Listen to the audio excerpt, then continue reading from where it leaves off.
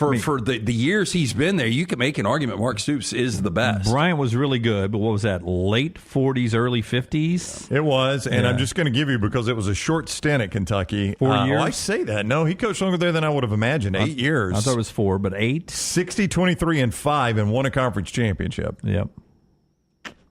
I still am going to say Stoops, just based on degree of difficulty now. I think I would go Stoops, too. Jerry Claiborne, I think, is considered their best coach. I think most Kentucky fans would go Jerry Claiborne. It's be hard to say this in year 3, and Brian Kelly's got to get something done in the next couple of years. I still think it's incomplete because Nick Saban did win a national championship, but Nick Saban was a much better coach his second time around the SEC. It would be easy to pass Saban. But I'm not going to deny that. Yeah. Just when you look at the overall picture. But Kelly's got a ton of work to do. It would be, but my point on Saban at LSU is I don't think Ed or Les gets theirs if Saban has never coached at LSU. He doesn't, but you much can't. like Pat Dye at Auburn, Brown. Yeah.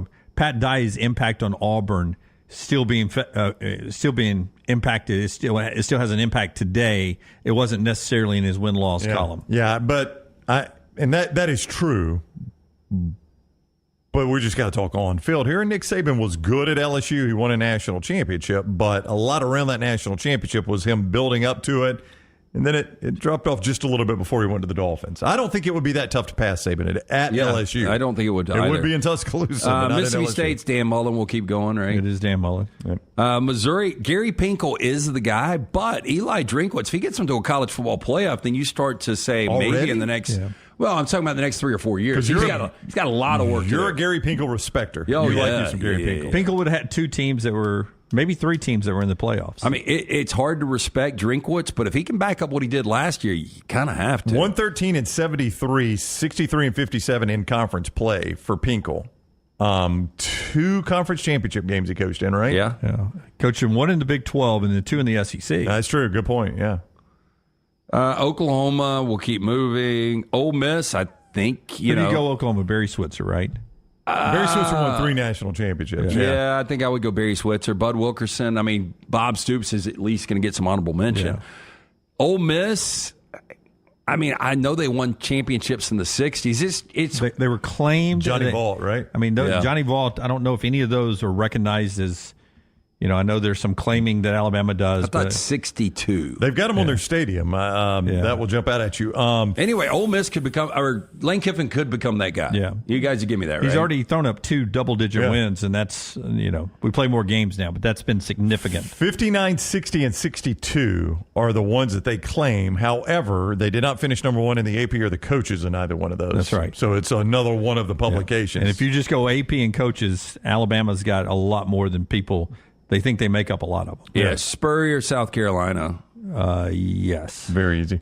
Tennessee, I find it hard to believe Heupel. I mean, I think Heupel could. Yeah, it's going to be Neyland. I mean, it's going to be Neyland, and Fulmer was really good. Fulmer was really good. Johnny Majors was really good. Yeah, but Neyland's the answer. Texas A&M could end up being Mike Elko. It could. It's R.C. Slocum, right? Yeah, I would say so. Is that who we call? Yeah. Bear Bryant won a conference championship. Yeah, but he wasn't there very long. Texas, is it Darryl Royal? Is it Mac Brown? I think Texas fans would say Darryl Royal, I think. I think he had 3 national championships clumped together. 2 or 3. 67, 70, 71. When your name's on the stadium, it becomes hard to argue against it. And finally, Vanderbilt's got to be James Franklin, right? Sure, why not? 63, 69, and 70 for Texas under Darryl Royal. And he won a bunch of games there, 167 wins, 109 conference wins. Yeah. A lot you got to do to pass him. He was really, really, really good. So how many do we end up that current guy is? Mark Stoops? Stoops, Kirby. I would say those are the only 2 right now. And there's 4 or 5 that are incomplete. I mean, Vince Dooley did a lot, but Kirby's already won 2 national championships. That's done. Yeah. Always interesting, especially when you get new coaches running around on what they have to do to end up being there and how Mike Elko could be the guy at a place like Texas A&M. Who knows? Don't forget the Uncorked platform with new content out there from Little T and everything at covercrimson.com, thebarnauburn.com. Until next time, tomorrow at 9 a.m. Central Time. God bless you. God bless America.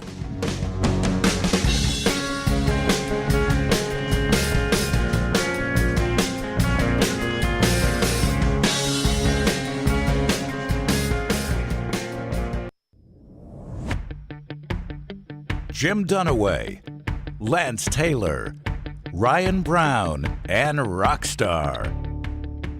Live from the Birmingham Racecourse Casino Studios, the next round, presented by Bud Light, is on now. 2 days until the start of the college football season. 2 days until the start of the college football season. We're going to get the conversation going in the first segment. Jim Dunaway, Lance Taylor, Ryan Brown. That's Rockstar. Forrester, Tyler, Lunceford, a little under the weather today. Taylor Korn's handling everything social media. Back from the European Taylor Swift Tour, EG. We'll have the Pennant Grace later today, live at 12:15. Her and Ush. Melton will be anchoring, likely with Tyler and a cast of others with the Meltdown today at 2 o'clock, live on our platform. Cover Crimson is up rolling with new information this morning, covercrimson.com and thebarnauburn.com. You can go jump in and enjoy that content this morning. We'll get to mine and Brown's adventure on the golf course yesterday in just a little bit. You're going to love this story. We'll do it at the end of this segment. I feel like we should play the Marty Smith soundbite, but probably not. No, I don't. Probably not. I don't know. Was Marty involved with this? Marty was Eventually updated on it and had commentary. Yeah, coming up in the end of this first segment. We'll start things off here. Brought to you by our friends at Hemp Hill. Hot, running cold. Got to keep those heaters and air conditioners working different times of the year, but also great plumbing there with our friends at Hemp Hill. Yeah, I talked to both Adam and Chad yesterday. Good thing I'm not talking to Andrew. That's typically when something has gone wrong. But whether you experience plumbing, heating, or cooling issues in your home or business, they are ready to serve you. Trust the name Birmingham's trusted since 1954 for any of those issues. 205-229-2980 or hemphillservices.com. There are times we get offered, especially old coaches, hey, would you like Coach so-and-so to be on your show each weekly? We probably could work out a financial deal. And traditionally, we've shied away from that. We had Wimp on for a long, long time. Yeah. Because of our friendship with Wimp. But we've shied away offers in the past for former coaches to come on a weekly basis, blah, blah, blah, blah, blah. Because to be honest with you, former coaches oftentimes don't keep up with what's going on currently. Yeah, I remember one time listening to Gene Stallings on with Feinbaum, and a caller called in and asked him to compare Javier Arenas and David Palmer as punt returners. Yep. And the Stallings literally said, I don't know who the first kid is, but David Palmer could return punts. Yeah. I'm like, exactly. So Gene Stallings going to talk Alabama football with us. Yeah. So with that in mind, Pat Dooley covered the Gators for a long time with the Gainesville newspaper. Now he does, what we do, a little streaming show down in Florida. And he has what is called Steve Spurrier Mondays, brought to you by the folks at Meldon Law down there. Steve Spurrier Mondays. So Steve Spurrier comes in, makes his pick for the SEC. Who's going to win the SEC championship? See if you notice anything wrong with his breakdown of the SEC champions. Here we go, Steve Spurrier. I'm going to pick Alabama to win the SEC. Really? Yeah. I like Jalen DeBoer, and I think their players and their team will say, we don't need our coach to win. We're good enough to win by ourselves. And this guy's a hell of a coach, Jalen DeBoer, and I think they got a schedule they can work with. But that'd be a huge game. I think they do play Texas early. Is that correct? Okay. But obviously, they're Georgia, Texas, and Alabama are the top three, and I just think maybe Alabama will be the team to do it this year. And I'm gonna pick the Gators to finish somewhere around 5th or 6th, win between 8 and 10 games, maybe 9, something like that. I think we have a lot of good players, and if we can beat Miami the first game and develop some confidence that we are good enough to win, and now let's go do it. Maybe that'll sustain us throughout the course of the season. You think Big Mill's got a good cheesesteak? Big Mill's cheesesteak. So obviously he combined Jalen Milroe and Kalen DeBoer. I guess so, Jalen DeBoer. But what stood out to me, his left hand, has he gone Teen Wolf on us, Rockstar? I didn't notice this. Play it again, Rockstar. It looks like hair is growing out just on one hand. Is there a chance it's a bruise from an IV? Could be, yeah. I mean, Steve is up in age. Yeah, but it does look Teen Wolfish, doesn't it? A little bit, yeah. It does. So he goes Jalen DeBoer twice, And then, they got that big game with Texas early on. It's early, though. Yeah, it is early, though. So early, it's not even on the schedule. Yeah, so early it was last year. Yes. So coaches, Steve's got a tea time. He had a tea time when he was coaching. He probably has 2 tea times. Yeah, I mean, this today. is what That's you right. get into. I mean, we've had the situation before. We've had, even former NFL coaches on that actually work for networks that don't seem like they watch all the time. I would agree with that. And then go ahead. You have one more. Well, I was just going to say, to Pat Dooley's defense, it's, a lot of times in interviews like that, it's hard to stop and correct everything. Yeah, that's right. I mean, if you start correcting, Coach, it's Kalen DeBoer. Coach, they don't play Texas, Yeah. I mean, you'd like to be able to do that, but sometimes it's just That ends up being the last segment of Steve Spurrier Mondays. At that's that right. point. Hey, we need to correct a couple things. Yeah, Spurrier's not going to come back at that point. You wait until Steve leaves the studio, and then you go, hey, a little correction. Alabama does not play Texas, and it's the greatest coach in Gator history. And God bless the Gators. And we're not going to correct Steve Spurrier on the air here, but it's Do you Kalen guys DeBoer and Jalen Milroe. think that Florida could be better than we expect? Well, I don't do. think. I took them in the over yesterday. Now, Steve Spurrier had them 9 or 10 wins. I think that's a Scotia Bowl. You got them? I got them in the over. Oh, then over 4.5. You're going to win going away if they win 8 to 10. I don't even need anybody else to do anything. That's if right. Spurrier's right. Well, I really think, if they do beat Miami week 1, I think you're kind of locked into to your over there. I feel good about my over at that point. Well, That was obviously going to be my first pick if I'd had the first Yeah. pick. I thought maybe I'd sneak in there and get them with the third pick. Right. And they did not slip They that went right far. off the board. Depending on how A&M looks against Notre Dame, if Miami is to lose in the Swamp, there's a chance that Florida could be a slight favorite over A&M. Yep. I don't think they will be, but Then because you bring it up all the time, LT, with Graham Mertz. The kid put up good numbers last year, and if he gets something around him, and I just believe Billy Napier's a good coach. Now, I don't think they win 8. I think they win 6. I think they're playing here in Birmingham at the Birmingham Bowl, and I think that'll be a good year with that schedule. Now Trevor Etienne going to Georgia doesn't help. does You do not. have Montrell Johnson coming back. And if Graham Mertz if he could just replicate what he did last year, right at 3,000 yards, 20 touchdowns, only 3 picks, completing 73% of his passes, just running that offense. And I heard some guys talking about Billy Napier a couple of days ago on how good of a program builder he is. And internally, they really like him, but there's so much pressure from the outside to get rid of him if it doesn't work out this year. If I'm Florida, I probably stick with him. I want to see what this team looks like, though. Me too. I'd want to hold on and see what happens there as you move through the process. All right, Rockstar, let's go to the next cut here. Steve Spurrier may not be dialed in with all the details, and then you have the current coaches that pay attention to everything.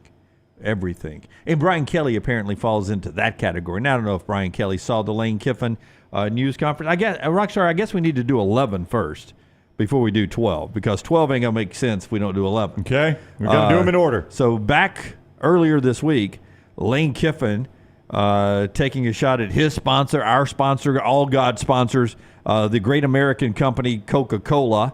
Here's what Lane Kiffin said earlier this week. By the way, Lane, there are multiple products with Coca-Cola, but you go ahead and read the label, man.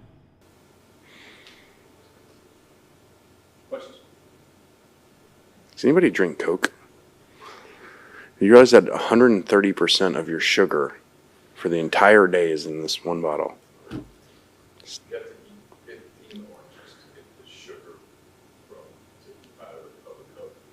65 grams of sugar. When was the last time you had a Coke? A long time. I don't know. Chris Lowe drinks Coke, though. I do know that. A drive-by on Chris Lowe. Wow. Chris. All right. See you guys. So, All right, see you guys. See you, That's Lane. pretty awkward. Okay, Lane, so he doesn't strike me as a label reader at all.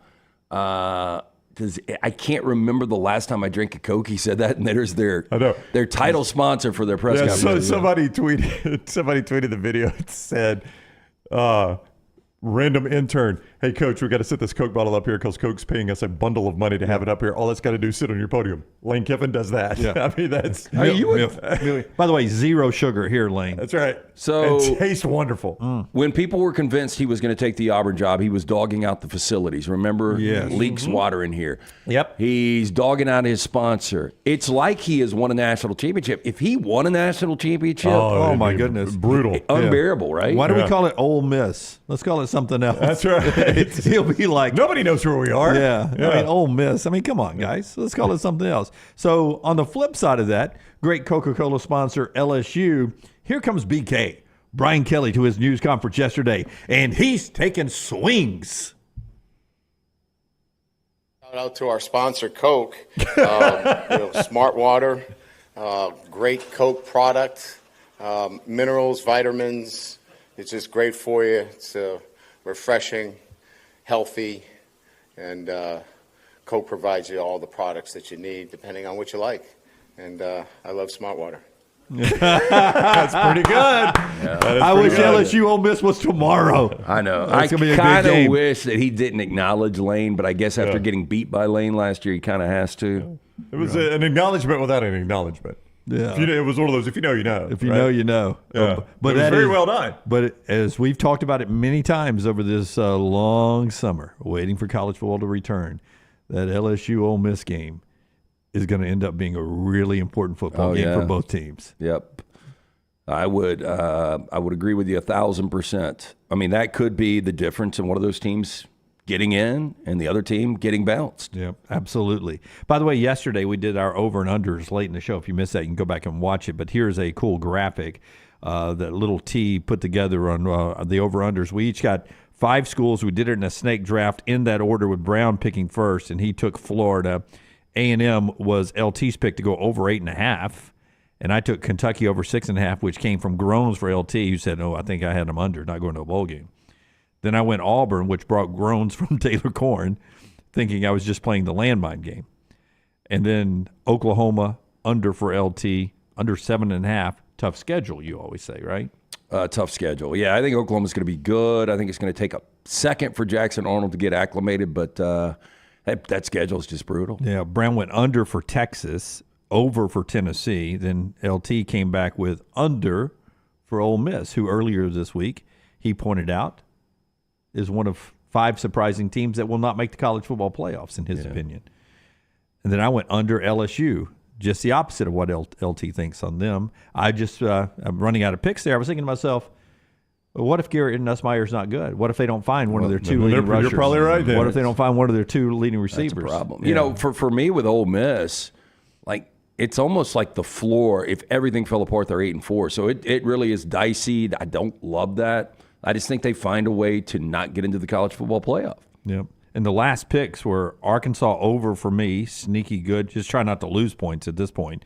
Georgia and Alabama. We get bonus points if it's more than, if you get the over-under correct, but then, if Georgia wins 12, then that's 1.5 for LT. If Alabama wins 11, that's 1.5 for Brownie. So there's some advantages there, but mybookie.ag from all those odds, really good there. And you can play along at home. Let us know your 5 picks on over and under. You can do that in the mybookie.ag chat room, and we'll enjoy that. Our friends at A+, before we talk about yesterday on the golf course and a lot more college football throughout the show, A+ changed the way this guy's kitchen and bathroom looked, and the same for the guy over in the Dolphins hat. Absolutely. He specializes, our guy Brad Bell does, in master bath, kitchen, and master bedroom closets. And what he does, he comes in and makes it a place that you're happy living in and a place that you're going to get your money back when you go to sell your home. Those are rooms that really, really pop. Master bath, kitchen, and master bedroom closets. Now, do anything in your home.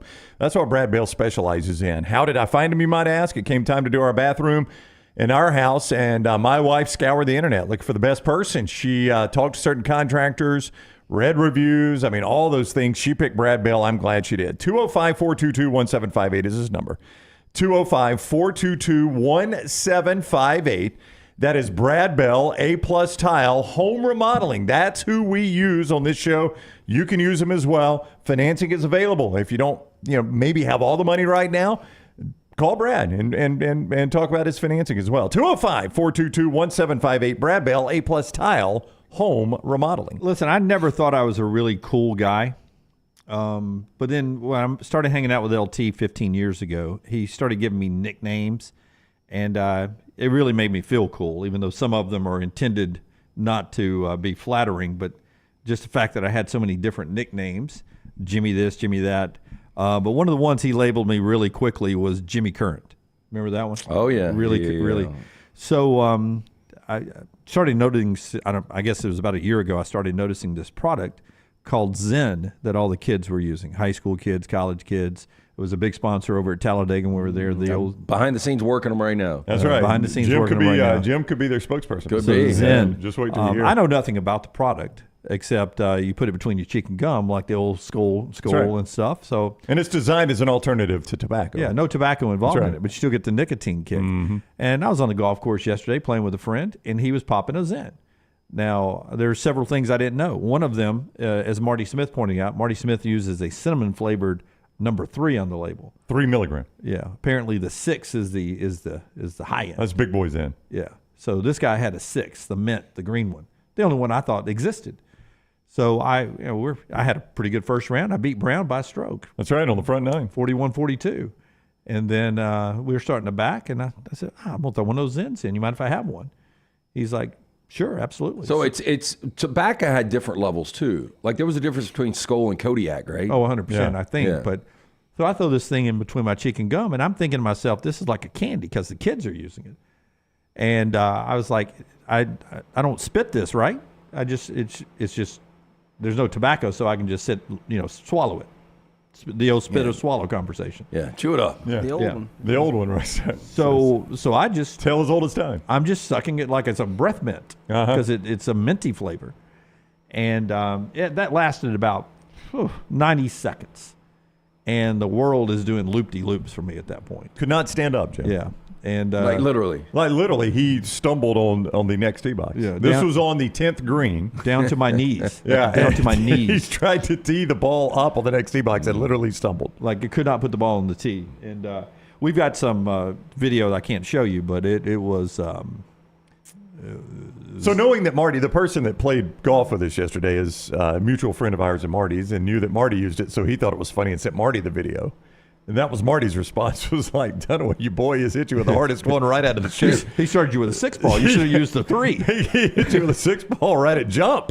You can't go that high, right? But it took me a lot of sugar and a lot of water To balance out? to get balance back out. The weird thing was he started hitting his driver the best I've ever seen him hit it. Like, buzzed up Jim was just pounding his driver out there. I remember my next door neighbor, Bart, drove the Corvette, always dipped, a man's man. And he was kind of the guy that taught me how to play baseball early on. But he's like, you got to dip Skoal if you're going to play baseball. Yeah. And I puked in his Corvette. Yeah. I only dipped I one was time. 7 dipping Skoal, I didn't know what the hell. I only dipped one time. Now it was in high school, but it was outside of Susan Allen's house, and I never made it inside. I sat down next to a car and threw up, and I thought I was headed that way yesterday, and it led to, as I started to come back around, to me saying, Lance tells me, anytime we go to the Floribama, we're there tomorrow. That it's not true. You can mix your liquors. Not true. I Yeah, can mix he my brought this liquors, up. He but I said, brought Lance it up. always tells me. I said I threw up. I said LT knows the last time he threw up. It's been years. December 26th, 2009. That's what he said. 2009. He said, Yeah. Lance, believe it or not, continued the last Well, time. it was before we ever did a show together. Yeah, I know. Put that in perspective. Yeah, I said for me, it's 2 weeks ago. I said I throw up all the time, and oftentimes it's when if I'm drinking wine, I start drinking bourbon, or if I'm drinking beer, I start drinking tequila. If I mix it up, I throw up. And I was that close to doing it yesterday on the golf course off of a Does it have anything to do with your cycle? It could be. Maggie never throws up. She's the man of the Full moon last night. That throw you off? She's the man of the house. Maggie believes that everyone's on edge this week because of the full moon. Yes. That is a legit thing. You talk to anyone in the medical profession, especially people that operate in the ERs, not necessarily operate, people that work in the ERs, and they will tell you absolutely the full moon brings out the I crazy. was hearing the girl talk last night about how it does affect their cycle. See, I was wondering because it does seem like people have been on edge all week, and she said that to me, and I was like, Maggie, you're a woman of the cloth here. You're in school at Duke Divinity. Surely they don't teach you that stuff. No, it's not witchcraft. That's science. Yeah. No, I did say to her, I said, I got your names. I got your address. If one of you even sneezes in the room. No, is it cough or sneezes, Rockstar? Moves. Coughs. If one of you coughs in the wrong direction. Yeah, but I mean, it affects, the current, obviously, when you talk about different bodies of water. Yeah. I mean, obviously, the moon is Well, let's all survive this full moon and get to the other side, I say. You talk to anybody in the medical profession, they will tell you it's got, especially at ERs. We'll get to Buster Olney. He's going to be early with us. We're going to talk baseball with Buster coming up in the next segment. Connor O'Gara at 10:25. At 11 o'clock, we're going to unveil our NIL deals for you today. And then at 11:50-ish, we'll unveil another part of what we're doing this football season. So some unveilings happening today, all brought to you by our friends at Precision Sports. Precision Sports Medicine and Orthopedics. They're the people that LT sends his daughter. I send my daughter there. We take ourselves there. We trust them with our family. What more can we say about the fine folks at Precision Sports Medicine? Great locations in Alabaster and Jasper and Fultondale and all around the Birmingham metro area. Part of that great Brookwood Baptist Health folks there. They tweak. They take care of the tweaks, the pulls, the pains, the breaks. They diagnose. They treat. And my favorite part, after treating you, they don't just say good luck. They go through the rehab process as well. Orthopedic care, better together. Get an appointment today, 205-512-3885, 512-3885, or find out what all they can do for you at precisionsportsortho.com/2024, precisionsportsortho.com/2024. Follow Jon Lunceford on Twitter at jlunce. There is no better place to watch your favorite sporting events and enjoy great food than one of the 3 great Birmingham locations of Walk-Ons. The TVs are everywhere with your favorite sports, and the menu is second to none. From the great appetizers like the waffle cheese fries to the Avery Island salad, handhelds like the all-new chicken bomber, bistro specialties with a special taste of the Bayou, the amazing hand-patty burgers, the great po' boys, and the specialty drinks. Visit any of the 3 great Birmingham locations of Walk-Ons: Greystone, Stadium Trace and Hoover, and the brand new location in Trussville. Hey, for all of your IT and printing needs, reach out to our friends at Xerox Business Solutions. Look, I'm still one of those old school guys. I print my notes every single day for the show. If you watch the show here on The Next Round, you see all the notes in front of me. From day one, Xerox Business Solutions, they've been with us here at The Next Round. Local for over 45 years. For all of your IT and printing needs, visit XeroxBusinessSolutions.com or call 205-969-3000. That's 205-969-3000. Hey, you. School's coming back. Time to gear up. And at New Balance Birmingham, we know what's up. Before hitting the books, check out the looks. Come together at New Balance Birmingham on Highway 280, right next to Chick-fil-A. New Balance Birmingham, we got now. Buying that perfect home is one of the most important financial decisions you'll ever make, so it's crucial that you have the right partner to help you through the process. Hi, I'm Lisa Zeig, Vice President Mortgage Loan Officer for Bryant Bank, and I'm here to tell you that we are that partner, making it easy to buy with confidence. We offer a variety of mortgage products to fit your unique home buying situation. That kind of hassle-free approach might not be what you'd expect from a bank, but it's exactly what you can expect from us. Give me a call today or visit one of our 18 offices across the state of Alabama and let me show you what banking beyond expectation is all about. Let's face it, a home is one of the most powerful assets you can have, and our friends at Mortgage Right want to help you build wealth through home ownership. Mortgage Right is all about providing competitive rates, a variety of loan products, and a multitude of resources for a seamless home buying experience. They treat their borrowers like family and are always looking to bring more happy homeowners under their roof. See more by visiting mortgageright.com/TNR today and start living. That's mortgageright.com/TNR. NMLS 2239, Equal Housing Lender. When on YouTube, you constantly hear requests to please like and subscribe. Well, here at Disrupt Media, we aren't going to play that game. Those demands are frankly outdated. So we just want you to hit like or subscribe. It's like a choose-your-own-adventure novel. Pick a path, hit like, or hit subscribe. It's your call. We don't care which, just pick one. Or go to Roll Tide Pods and do it. Or War Damn Pods. Or the Disrupt Media YouTube channel. Or the Meltdown. Just make a decision and stick with it. Like or subscribe, the choice is yours.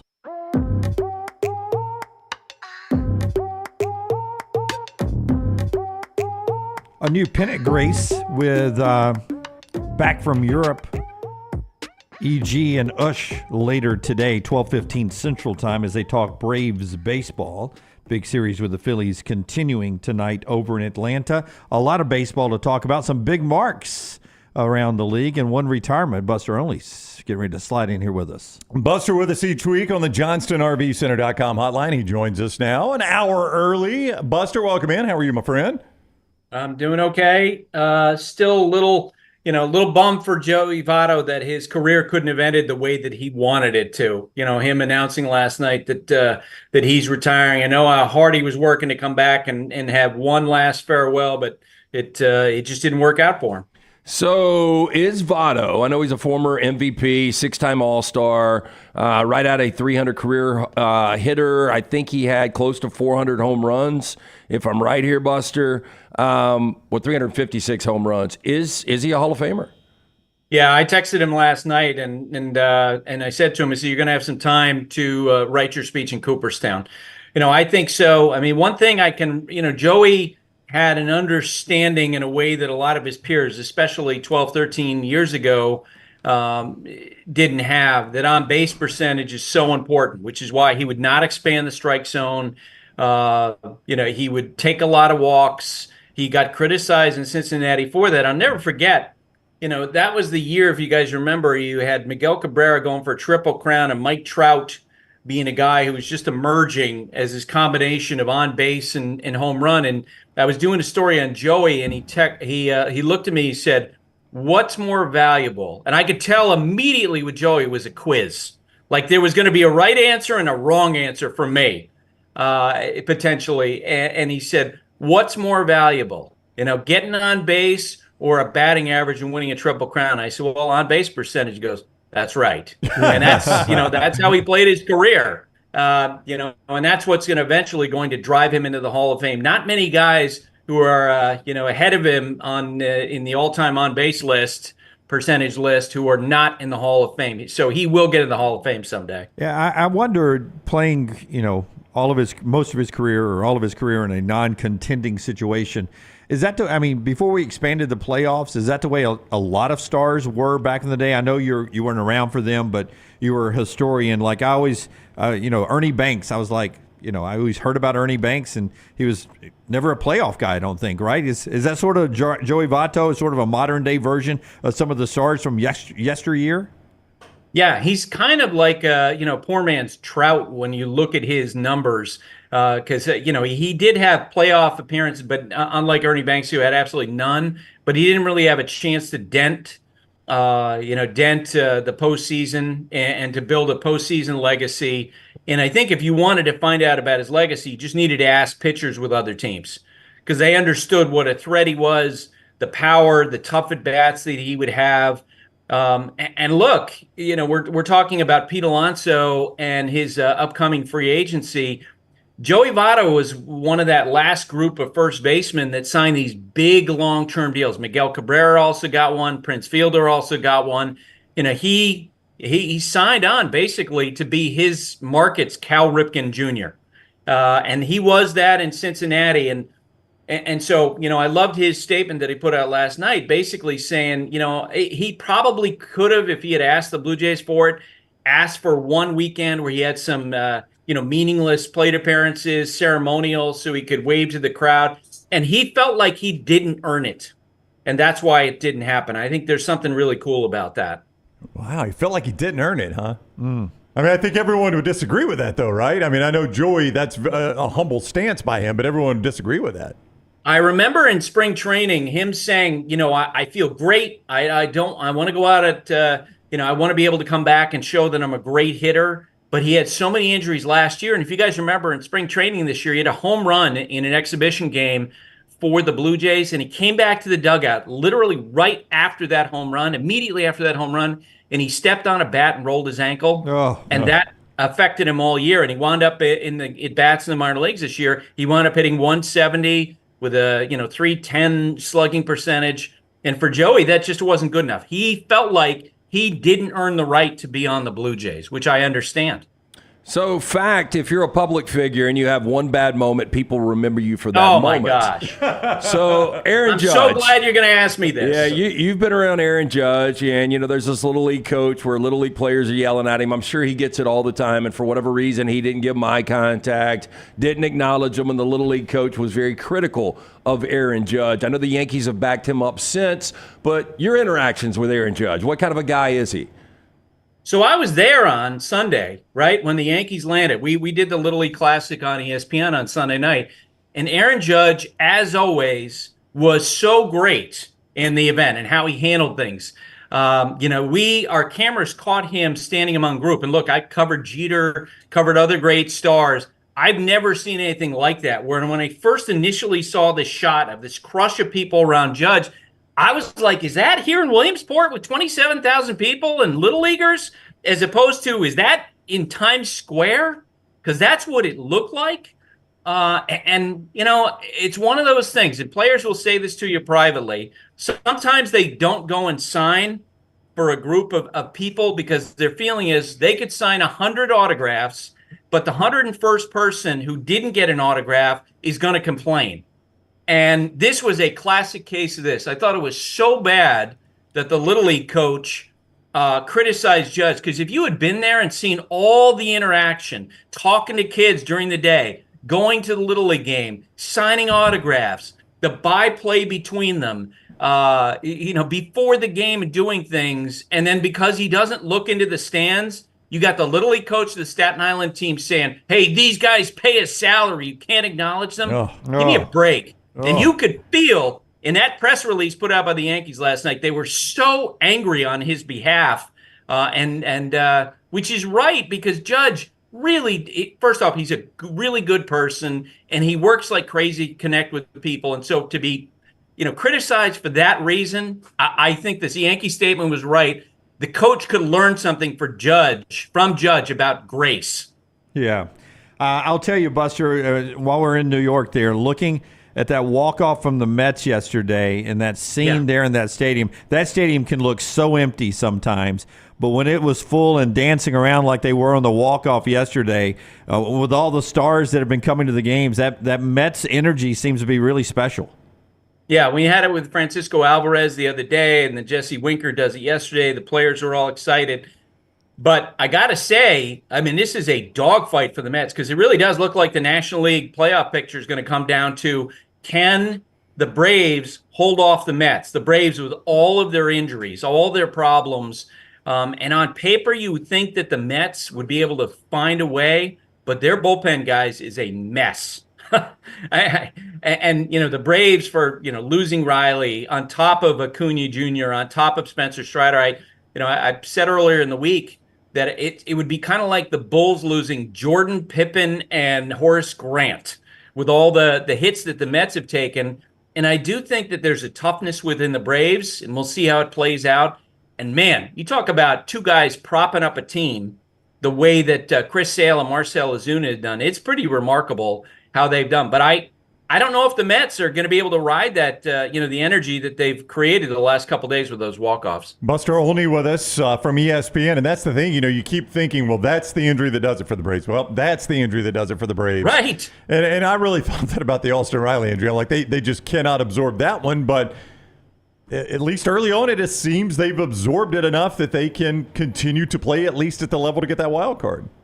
Well, and Ryan, remember, this is a group of players who largely have, shared an experience in 2021. And I've talked to Alex Anthopoulos about this, and Brian Snitker, who was so impressed by, after Acuna was hurt in 2021, players weren't feeling sorry for themselves. They weren't down. They just went out, and it was next man up.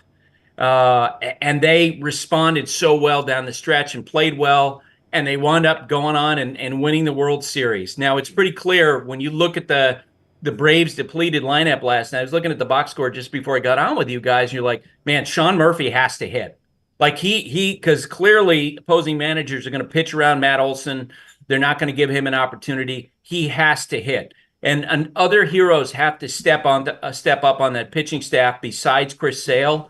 Because if they make the postseason, it's going to be because they're pitching got them there. Their offense is just that challenge with so many names out. And maybe when Ozzie Albies does come back, he gives them a boost as well. But for me, Sean Murphy is the key guy in their lineup as we come down the stretch. Buster, for all I know, you're hell on the craps table. You don't look like a gambler, but I wanted to ask you this. The shortest odds right now to win the World Series, the Dodgers, still at 3-1. But there are some interesting teams out here. Like San Diego is 16-1 right now. The Diamondbacks 16-1. The Brewers 20-1. The Mets that we talked about 75-1. Do you see a long shot right now that you would maybe take a flyer on? It's interesting because I picked the Phillies to play the Yankees in the World Series before the year began, and I'm not going to veer off of that pick because I, like everybody else, like to say I was right. By the way, second shortest odds on both of the Yankees and the Phillies. If I could suspend that, that whole thing for a moment, the two teams in the West, the Diamondbacks and the Padres, to me are the scariest teams because of how they're playing, the deals that they made at the deadline, and guys, the American League. Oh my God, it's so wide open. Think about this morning. There are, I believe this is right, 6 teams within 3.5 games of each other for the best record in the American League. And then the Houston's like 4 or 5 games out. It is wide open. Kansas City last year won 56 games. They're within 3.5 games of the best teams in the American League for the best record in the league. Who would have imagined that? So I do think the way it's setting up, it's going to be a lot like last year, where we had the Rangers and Diamondbacks kind of come out of nowhere and wind up winning the World Series. I think that's what's going to happen this year. Yeah, it was 2 days ago, maybe 3, when I saw that the top 12 teams in Major League Baseball were within 7 games of each other. So I ask you, is parity good? Is parity good for baseball? I think so. Look, the reason why they expanded to 12 teams is because they wanted more teams involved. They wanted hope to remain for, fan bases. The Red Sox might be a great example of that. They're in previous years, they probably would already be done by now, but there's an outside shot that they find their way in.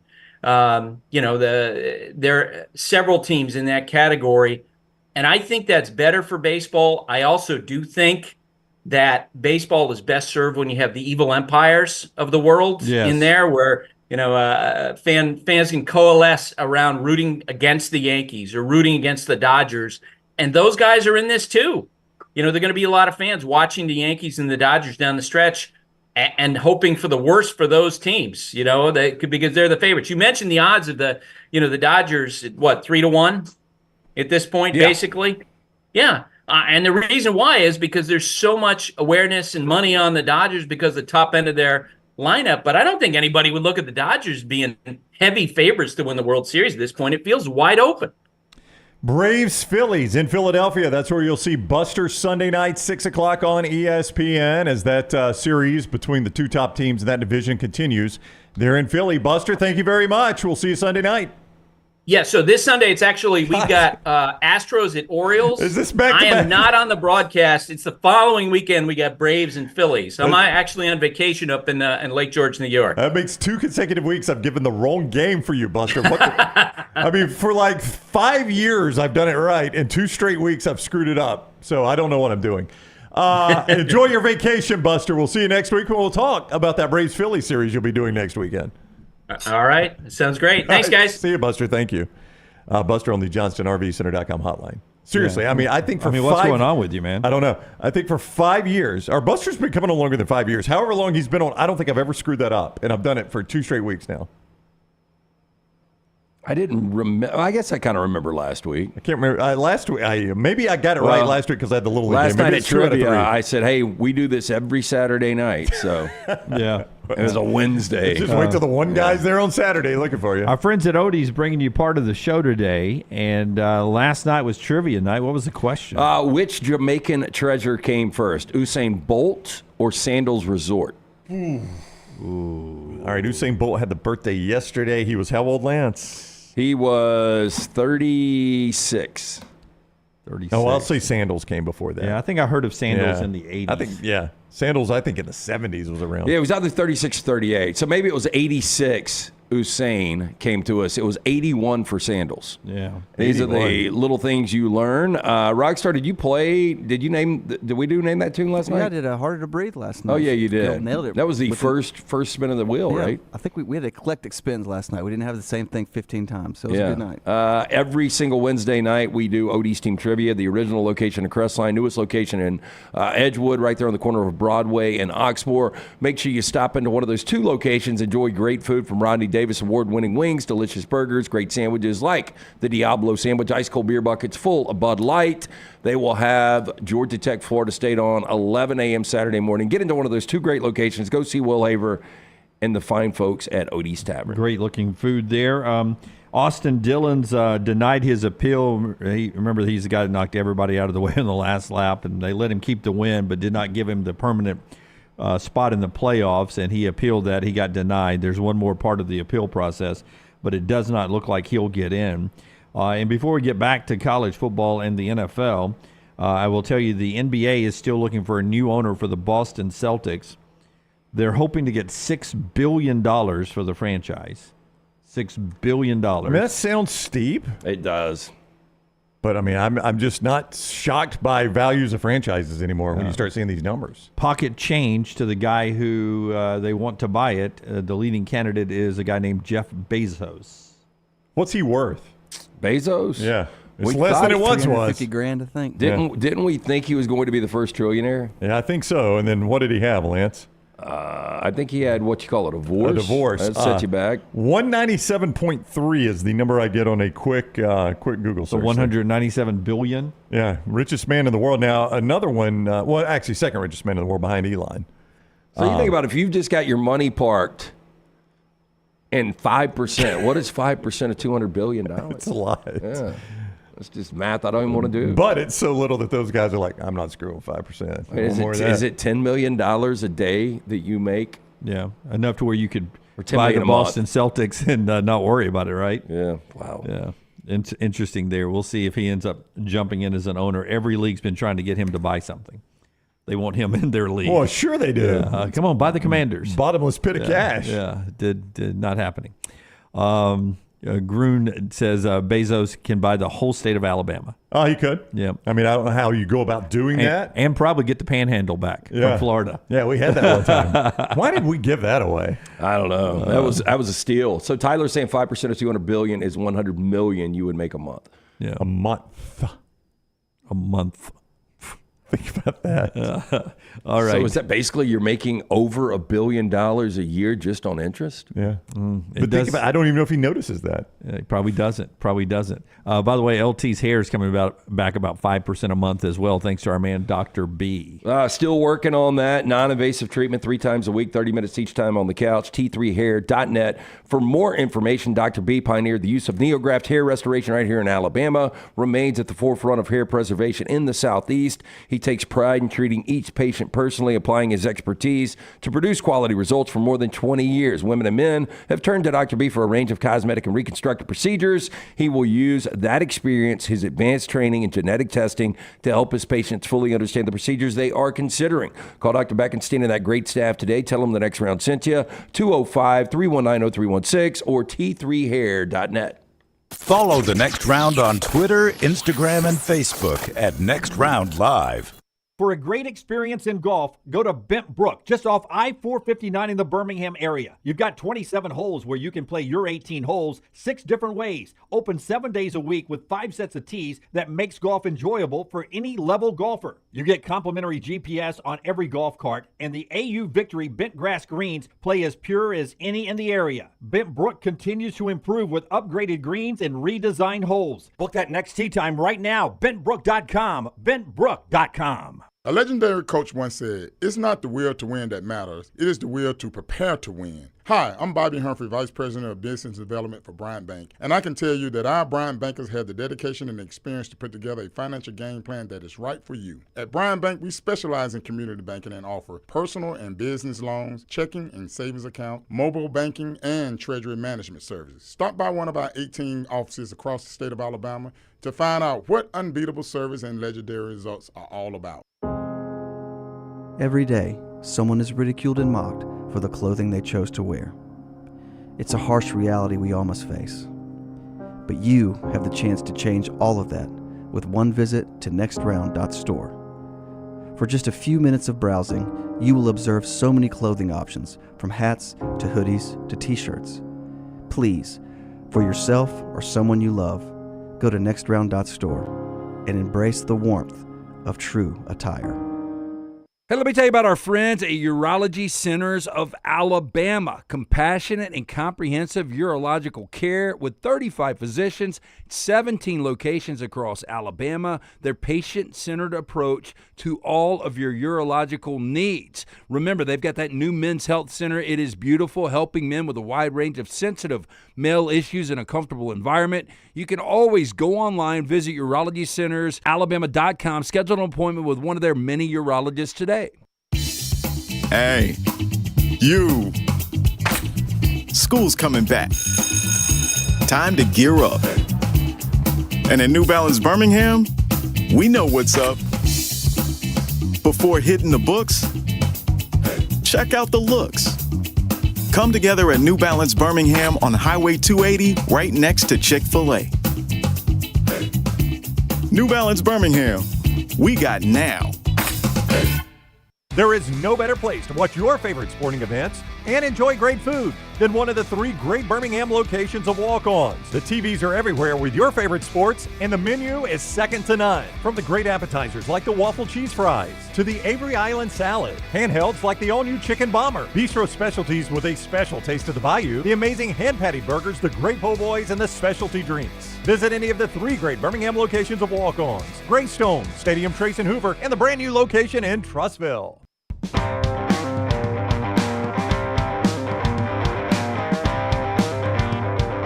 By the way, the guy who won't look into the sands, Aaron Judge, hit his 46th and 47th home run last night. Guardians and Yankees, 12 noon day baseball today. Astros, Orioles, night baseball today, 7 o'clock on Fox. A couple NFL games tonight. You get those. We'll talk about those later when Lance tells you about Lance's locks, but 2 games tonight. And we did get Bo Nix named the starting quarterback yesterday for the Denver Broncos. No surprise. What is surprising, that since Peyton Manning retired, Bo Nix becomes the 14th different guy to be starting quarterback for a game for the Broncos. Not week 1, obviously, but throughout the course of a season. You know, that's not that long ago. But did you bring up the Elway number? I don't remember you bringing different starting quarterback since no, I was Manning. He's the first Broncos rookie quarterback to start since 1983. Wow, John Elway. Yeah. So Bo Nix getting the honor there, and Bo and Jaden Daniels and Caleb Williams from this draft class are week 1 starters. I mean, I think that's almost the expectation now, right? I mean, Drake May Packers still could. Yeah, Drake May could. I don't know that's going to matter one way or the other. But Jacoby Brissett has looked awful. I mean, he really has. Drake May hasn't looked amazing, has he? The Packers have done it differently than a lot of people, obviously, and it has worked very well for them in doing that. But I think anymore, man, if you're a first-round rookie, you're expected to come in and play today. I think J.J. McCarthy was probably going to start for Minnesota, too. I would think he was going to. Yeah, probably so. Smuff says, put that picture of Bo back up. Smuff says those Broncos uniforms are hideous. They're not as good as their old ones. They do have darker blue now, don't they? Yeah, I just they've got the matte blue helmet watching them. It's a different look. I like the old school Broncos. I think they should go back to it. With the big D. The D with the horse coming through it. Yeah. The Bronco actually on the helmet. Did you like that? With the lighter blue, kind of an interesting shade of blue. Yeah, the Elway, the traditional Elway look. Yeah, I think so. The Orange Crush Broncos, yeah. I don't know if I just like, I'm wearing a throwback, what should be a permanent logo today on my hat. And but you got a little cock to the right side, too. Like you got a little swagger going today. Like you have a new album coming out. Is that better? I don't know. I don't know. Okay. I've got a throwback logo on my hat that should be the permanent logo. I don't know if it's just because I'm getting older, but almost every NFL uniform, I like the old version better. Yeah. Almost all of them. It is because you're getting older. But yes. Well, they are the version of my childhood. I get that. And I'm trying to think. Seahawks, old one, much better than current one. Broncos, I would say the look, Seahawks. Scott's showing the old Broncos. That is a far better uniform than they wear right now. Seahawks new ones are about as close. Like, I agree with you. I like the older ones better. I don't hate the new ones. But I think the new ones aren't that bad. I agree. That's the closest one. I didn't like. I loved the jersey part of it. Didn't like the silver helmet part of it. I loved the silver helmet because you had the Lions, you had the Cowboys with that silver helmet already. I didn't want another silver helmet. I don't limit. I think it's interesting that when you guys had creamsicle, everybody hated them, but now that you don't, everybody wants them back. I know. Everybody made fun of them back in the day, except for me. I like the flag better, and yours is one of my exceptions. I like the Pewter Scooter Warwick Dunn era, the 2002s. Yep. Yeah. See, I do like the creamsicle. Yeah. I don't. But hate I the liked creamsicle them back then. Yeah, I would be okay with the creamsicle colors occasionally uniforms if we didn't use the very happy pirate. He's got if we use the flag. He's got a dagger in his mouth, Jim. Who's not happy with a dagger? I don't in mind mouth? the colors, but the flag is the flag, capital L there. The flag is the guy that I will give the NFL credit. Most teams have stuck to it. Yeah, but that's not a bad uniform nowadays, right? But if you throw that flag up there, I just like the fact that you've got two different tones of orange that work together. Yeah. That is quite. Yeah. You got creamsicle and I don't know what that other orange is. Yeah, it's almost a burnt orange. That's why I always like the Dodgers, because you just get all of a sudden, just out of nowhere, you get that red number on the front, and it just works. It's crisp, red, white, and blue. Yeah.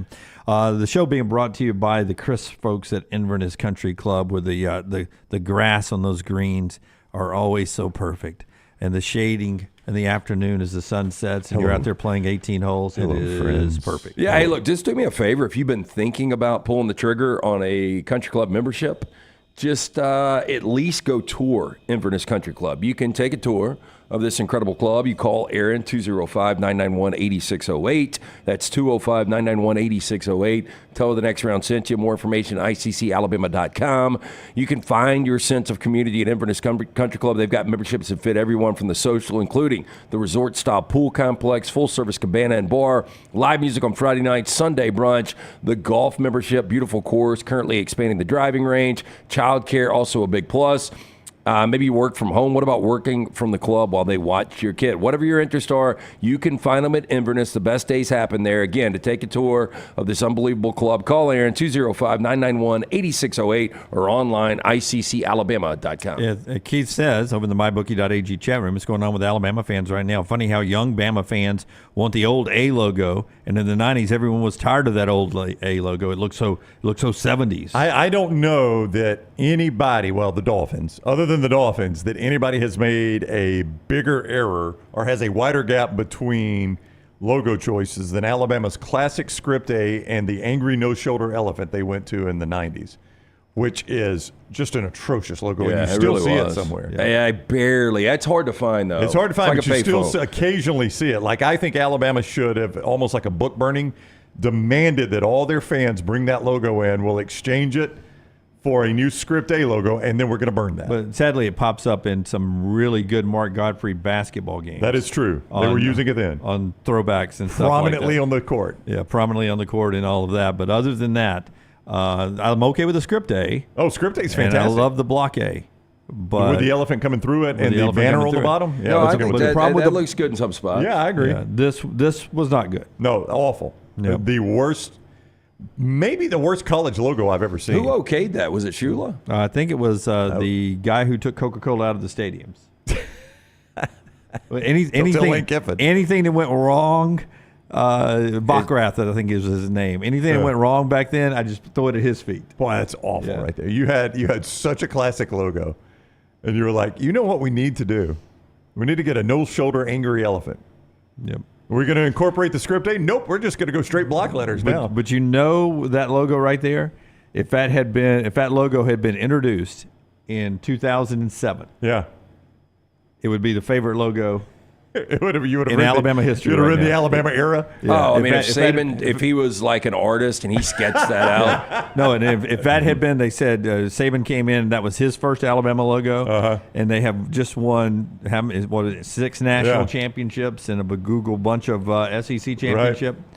Everyone, it's a dang good looking logo, man. All right, now the one Scott's got there on the right, That is, when I was a little kid, Alabama used to use that. That's Bear Bryant's logo. But as I'm going to tell all the youngsters out there, the problem with that is that much like the new Patriots, new Broncos, and some of those that we're seeing now, is that somebody had a company that was walking around selling those logos. Because Auburn had one with an eagle flying through it. Yeah. Arkansas had one with a razorback. It's like the old through school it. beanie logo. Yeah, everybody that had an animal had a beanie on their animal. Yeah, like I love the tiger, the Auburn Tiger logo with the little everybody beanie. had that. But LSU had exactly the same logo. Yeah. Like a company was going, hey, I can sell you the beanie logo for your mascot here. I'll tell you one of the big problems with that elephant coming through the A's. Try painting that on midfield. That ain't easy. Oh, Yeah. that's a lot to have to paint. Yeah, but I still claim it's my contribution. For a while, Alabama had the script A that's cocked to one side, and it was in the middle. Yep. And I went to Mal Moore. There's the beanie logo. I love those old logos. I love that logo right there. But every LSU, school had one. But LSU's got exactly the same logo. Oh, they do. They do. So does Missouri. Yeah. I mean, it's just different colors. Same tiger, different colors. Yeah. That's a good-looking logo. When you throw those on a shirt or a hat, it's a good look. Well, we don't wear beanies anymore. Well, we don't, but I'm not a tiger either. Did you guys ever watch I don't know why I'm asking this. Rockstar, did you ever watch Oz on HBO? I've seen very little of it. It's a little too aggressive for me. Anyway, Adebisi was a character. I don't know if Scott could find him, but he basically in prison wore a hat, and I don't know how it was on his head. It was a beanie like that, and it just kind of stuck. Like it was a beanie that sat on the very back of his head, basically? Yeah. It was yarmulke? It was not a yarmulke. I don't know because it kind of popped up. And I forgot who played Adebisi. I don't even know how to spell that for a Google. I don't know, but Adebisi was a bad dude in the show Oz. I'm sure some people in the chat will remember Adebisi. Oh, I see what you're saying. It's more of a, that guy right there. Yeah. Let me see. It's more of a... there it is, look. Yeah, there it is, the same photo. Oh. It's more of like a toboggan cap. Yeah, but he was able to shank people without that thing coming off. Yeah. I mean, it's one thing cheering for your team without it coming off, but you're shanking somebody in the yard? Yeah. Well, I mean, I wouldn't make fun of him. Does he look mean? He does. He is cut up, by the way. I would say, sir, I love that hat. So where may I get one of those? He was in The Wizard of Oz? The remake? Dunaway. The movie. It's a prison movie, right? It was. I think it came on after Sopranos on Sunday night. But it was... What a double dip It was that one of the is. more violent shows you'll ever see. Rick Fox was in it, believe it or not. Was he? Yeah, there was way too much man junk in it. That was like... When did it air? What was that movie about the slave ship? What was the name of that? Amistad? Amistad. Excellent movie, but, they didn't have a lot of clothing back then on those ships. Yeah, I thought McConaughey was a little out of his... Two hands on Out the of his oars. realm. Out of his realm. Yeah, at least Two hands on the oars. Yes, man. it was a lot that of was that. a tough movie to It was watch. a tough movie to watch and a lot of man junk. Garland, I much prefer the script A for Alabama, FYI. Oh, yeah, that's the best Garland, look. Garland, thanks for checking it over on the Facebook site there. Some crazy character arcs in Oz, says Chris H., big LSU fan. Yeah, that's what prison is, man. Yeah, poor white-collar guy, plows somebody down while he's drinking and driving. He gets put in, and boy, you talking about his life getting flipped. Yeah. Becomes a cold, hard killer. All right, top of the hour here. Little college football, little uniform talk there. Uniform talk always gets going. Kelly with an I, much prefer the script A as well. Oh, Alabama's got their best logo right now. They should never go away from it again. Yeah, but I like incorporating the old block A, being used a lot by Nate Oates and the basketball staff. Yeah, I've noticed that. Yeah, script A is Coach Bryant's A from back in the day. All right, top of the hour here, show being brought to you by our friends at Storm Restoration Roofing. Whether you're a script A, block A guy, Greg doesn't care. He'll get on your roof and give you a free, no-cost roof inspection. He and his wife, Andrea, they've owned the company for a while now, locally owned for over 20 years is Storm Restoration Roofing. You can look up Greg on Facebook, Greg from Pell City. But also, you can call him up on his cell number, 205-542-3531, 542-3531, A-plus rated with the Better Business Bureau. That free no-cost roof inspection, he handles storm repairs, roof replacements, and all of that right there. And trusted by insurance agencies, it's Storm Restoration Roofing. Greg from Pell City, go look him up. Take the next round anywhere you go with official Next Round gear. Buy yours today at nextround.store. This hour of The Next Round is presented by the Birmingham Racecourse Casino, now featuring 7 days of giveaways with your chance to win a share of up to $125,000. The more you visit the Birmingham Racecourse Casino, the more chances you have to win. Hey, Lance Taylor from The Next Round to tell you about my friends at Michelson Laser Vision, located conveniently UAB Highlands. Almost 20 years ago, I went in for the procedure. Only took 12 minutes for both eyes. When I went in, I had 20/200 vision. I was legally blind. Now I have 20/15 vision, still 19 years later. Make the call today. Schedule a hassle-free consultation. 969-8100. Dr. Mark Michelson, Dr. Jen Michelson, Michelson Laser Vision. Make sure you tell them The Next Round sent you. 969-8100 or MichelsonLaserVision.com. Hey, you. School's coming back. Time to gear up. And at New Balance Birmingham, we know what's up. Before hitting the books, check out the looks. Come together at New Balance Birmingham on Highway 280, right next to Chick-fil-A. New Balance Birmingham, we got now. The World Wide Web is a large place. Find all your favorite people and content in the same spot. NextRoundLive.com is full of wonderful tidbits about the show you know and love. Find our gear, listen to your favorite personalities, follow our socials, and enjoy your trip to NextRoundLive.com. If renting is putting a dent in your bank account, here's your sign from the universe that it's time to buy a new home. And who better to help you through the ins and outs of home buying than our friends at Mortgage Right. With Mortgage Right, you don't have to worry about becoming a short notice mortgage expert because they do all the heavy lifting for you. They're trusted mortgage professionals and they'll help you choose the right mortgage option and stand by your side every step of the way. Visit mortgageright.com/TNR to buy before renting runs you dry. That's mortgageright.com/TNR. NMLS 2239, Equal Housing Lender. Twin Peaks is the best in the game. Here, you're in the red zone for every college rivalry and divisional matchup all season long. On game day, you never have to decide which teams to watch, only what combination of bites, burgers, wings, and more to order. Plus, where else are your favorite draft beers always poured at a frozen 29 degrees? Only at Twin Peaks, the #1 sports bar. Stick around after the sun sets. Twin Peaks is open really late. Wind down with bourbon and late night bites. Only at Twin Peaks.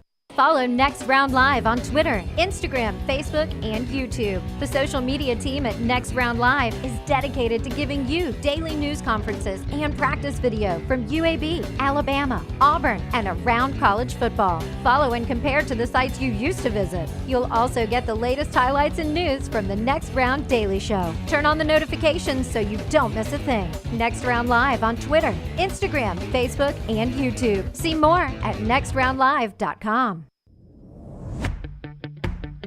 Jim Dunaway, Lance Taylor, Ryan Brown, and Rockstar. Live from the Birmingham Racecourse Casino Studios, The Next Round, presented by Bud Light, is on now. Man, thanks for being with us today. Hour number 2 of a Thursday show, 2 days away from the start of the college football season. Show number 769. Can't believe we've done that many shows up here already. That's a lot. 769 shows, and 770 will come to you from the Floribama tomorrow. Actually, across the street from the Floribama at the Yacht Club. Old River Grill. Old River Grill. That's their sports bar, the Old River Grill. Yep. Right there. We'll do that 9 to 12. It's all a compound right there. You got the Floribama, you got the Gulf of Mexico, you got the Floribama across the street. You got the Floribama Liquor Store, you got the Yacht Club, and you got the Old River Sports. I think I might have been wrong about this yesterday. I think it's actually in Florida. I said it's in Alabama. The Yacht Yacht Club's in Florida. The Old River Grill's in Alabama. It's in Alabama. Yeah, You're right. You were right. Don't doubt yourself. You were absolutely right. And the entire right. Floribama. Hey, Scott is showing you the flyer, but the entire yeah, Floribama is in Florida. We're only 49 hours away from kick. Yeah. Oh, look at this. Countdown. Beautiful, beautiful Floribama. We're down there this weekend. Come by and see us at the Old River Yacht Club, Old River Grill, right next to the Yacht Club, across the street from the Floribama tomorrow for our show 9 to 12. Look at that beautiful ocean. Can't wait to see it and hear it. It's the Floribama. Can't wait to be down there. I can't wait to see it and hear it.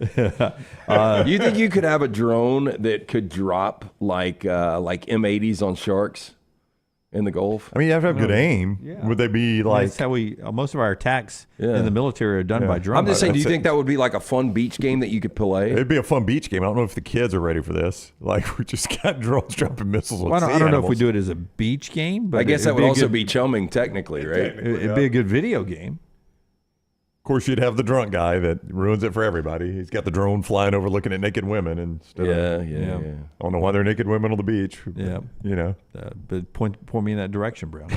Our Michelson look ahead. Before you tell us about Michelson, 49 hours away from kick, here's how the stadium looks. Pete Thamel giving us a look at Aviva Stadium over there, Aviva Stadium. It's Dublin, Ireland. Looks like soccer stadium. The grass looks green, doesn't it? It does. Yeah. Good grass, and Beautiful. they're ready to go. Florida State's going to play Georgia Tech on Saturday. He's fired up for the College Football Ireland Classic. I am blown away by the number of people I know that are going to this game. You keep saying that. So is it's there crazy. more? I found out some more yesterday. People from Birmingham that I know. But that, they're not like Florida State or Georgia Tech fans? One person I know is not a Florida State or Georgia Tech fan. He's going for golf in the game. You know him, too. That's one of our mutual friends. Yeah, but if I was over in Dublin, I don't think I would have, I'd rather watch it at a pub than actually go to the game. Absolutely. That's go ahead. But the other ones are Florida State. They've got Florida State connections. That's our Michelson look ahead to the game coming up on Saturday. 205-969-8100. Call, ask for Amy. Tell her the next round sent you. They're going to hook you up with a hassle-free consultation. You have zero to lose to find out if LASIK is right for you. I got the procedure done over 20 years ago. I've got 20/15 vision, better than 20/20. Make the phone call that I made. 205-969-8100. For more information, michelsonlaservision.com. Drake from the mybookie.ag chat room said, I went over there when Notre Dame and Navy played each other. A lot of Notre Dame 42-3 last year, wasn't it? A lot of Notre Dame fans made that trip. So really good. Don't forget covercrimson.com, covercrimson.com, thebarnauburn.com. Go sign up $1 for the first month. See if you like it there. Great content coming from those guys. Even more as we get closer and into the season. A lot of game day stuff going on those sites. Little tease. Are running meetings this morning about the game day plans for those two sites, Cover Crimson and The Barn. covercrimson.com, thebarnauburn.com. Go check that out right now. This news started to break last night, being officially confirmed now.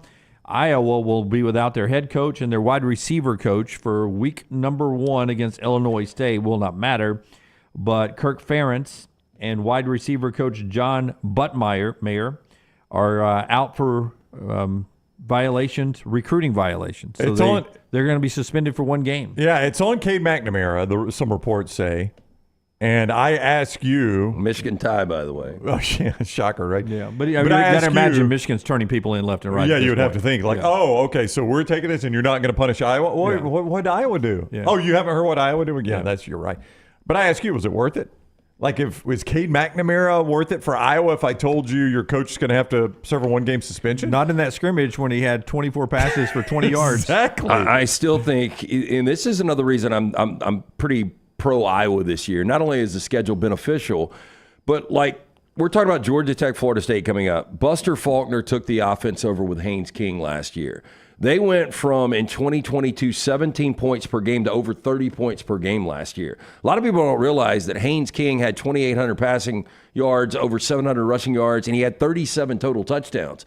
So if McNamara, I'm not even going to say if you can have a 2-touchdown improvement, if they just have a touchdown improvement, they were a 10-win team with their year. defense, a touchdown improvement in offense, I like them to win every game except Ohio State. Yeah, I mean, I think they could be 11-1. Yeah, absolutely. With the way they play defense, if Cade McNamara is worth 7 points a game, and he may not be, as you said, in that scrimmage, he was not. Still will not be the best defense in the Big Ten. Iowa's will not. Yep. It'll be Michigan. Should be. I mean, it was last year, right? Michigan's was number 1 in the nation. Yep. And by the way, Dane Brugler has his top 50 prospects for the NFL next year. Top 50. Not one Alabama player. So I was looking at... Not even Booker? Not even Booker. Wow. Top 50, not one. I've seen Booker go in the back of the first round. Now, this isn't a mock draft. This is the top 50 But I was going to say, looking prospects. at mock drafts, Michigan's got 2 guys in the top 7 or 8. Georgia's got 3 guys in the top 10. Yep. Typically where you found Alabama in the past. And Tyler Booker squeezed in at 31 or 32 of the back half of the first round, which I felt was really interesting. But go back to last year with this Washington team. I don't think everybody said, hey, this Washington team's got, 3 or 4 first-rounders, whatever the number was. So we'll see what Kalen DeBoer is actually able to do with these guys. I will give the top 5 prospects from Brugler are defensive guys. We talked about this last year with such a big offense. Top 5 are defensive guys. To my point, before you continue on, 2 of those top 4 are Michigan guys. And I think 3 of the top 11 are 2 defensive tackles and a cornerback. The only problem with Michigan, though, is look at the schedule compared to Iowa. Iowa's not going to play the offenses that Michigan will play. Yeah. No, everything we talk about with Iowa, at least I think you're the same way. Everything we say about Iowa is not that we think Iowa's going to be good. Right. It's just that their schedule is going to be so favorable that they are going to be, I think, knocking on the door of the playoffs, if not in. And now the problem is there's a lot of people talking about Iowa now. Yeah. And we know how that works. When you're kind of a front runner and you can't necessarily handle that. I mean, Iowa has always been better kind of off the grid a little bit. And they sneak up like they did last year and win 10 games. Can I give you, because this I was going to tell you, I randomly just tell Dunaway in commercial breaks, I've got this, I've got that. I never tell him before the show, which I know this you is love. your stat? No. This is something totally new. But I do have a stat for you later. You mentioned top 50 Alabama players, top 50. This guy probably is not in there, obviously, because he's an Alabama player. And this is not Cover Crimson inside information that you get from Clint and Stacy and Mick and all those guys. But I've talked to some people at practice, Jim, and I'll give you a name to watch in Tuscaloosa that if from what I've heard about how he is practicing and his scrimmages will be in that top 50 and could play his way up into the first round. Yeah. You're going to give it to me now? I will right now. You want me to guess? Or? Oh, you're more than welcome to guess. I'll narrow it down for both of you and tell you it's a defensive player. And I have been told this guy is wreaking havoc. Yeah, I'm going to go Jaheim Otis, who's healthy again. Jaheim Otis is an excellent guess, but it is not correct. Okay. Wreaking I will havoc. go Deontay Lawson. Okay, I'm gonna write it down. I don't want to do 2 guesses. Okay. You know what? It's going to be an off the board. This is the edge rusher we were looking for, right? Yeah. I'm going to write this down because I think I saw this on Cover Crimson, but I don't want to get behind a paywall Just show it information. to me. No. So keep that to yourself if that's on Cover Crimson. I am told LT Overton has wreaked havoc in Alabama practices and scrimmages. That's what B. Fauci said as well. Yeah. LT Overton. Luke on that too. Multiple people have told me this, because I always ask, the dumb, what's this Ryan Williams kid look like, right? And they're like, look, Ryan Williams is, he's fine. He's a freshman receiver. The guy that is standing out in scrimmages is LT Overton. The guy from Texas A&M that was on the sidelines in street clothes at the Rose Bowl, had a chance to talk to him. Apparently wanted to come to Alabama. And for some reason didn't come to Alabama right out of high school. Oh, I wonder. Where did he go, Lance? He went to A&M. Yeah. And he really, really loved Alabama, but for some reason went to Texas A&M. Yeah.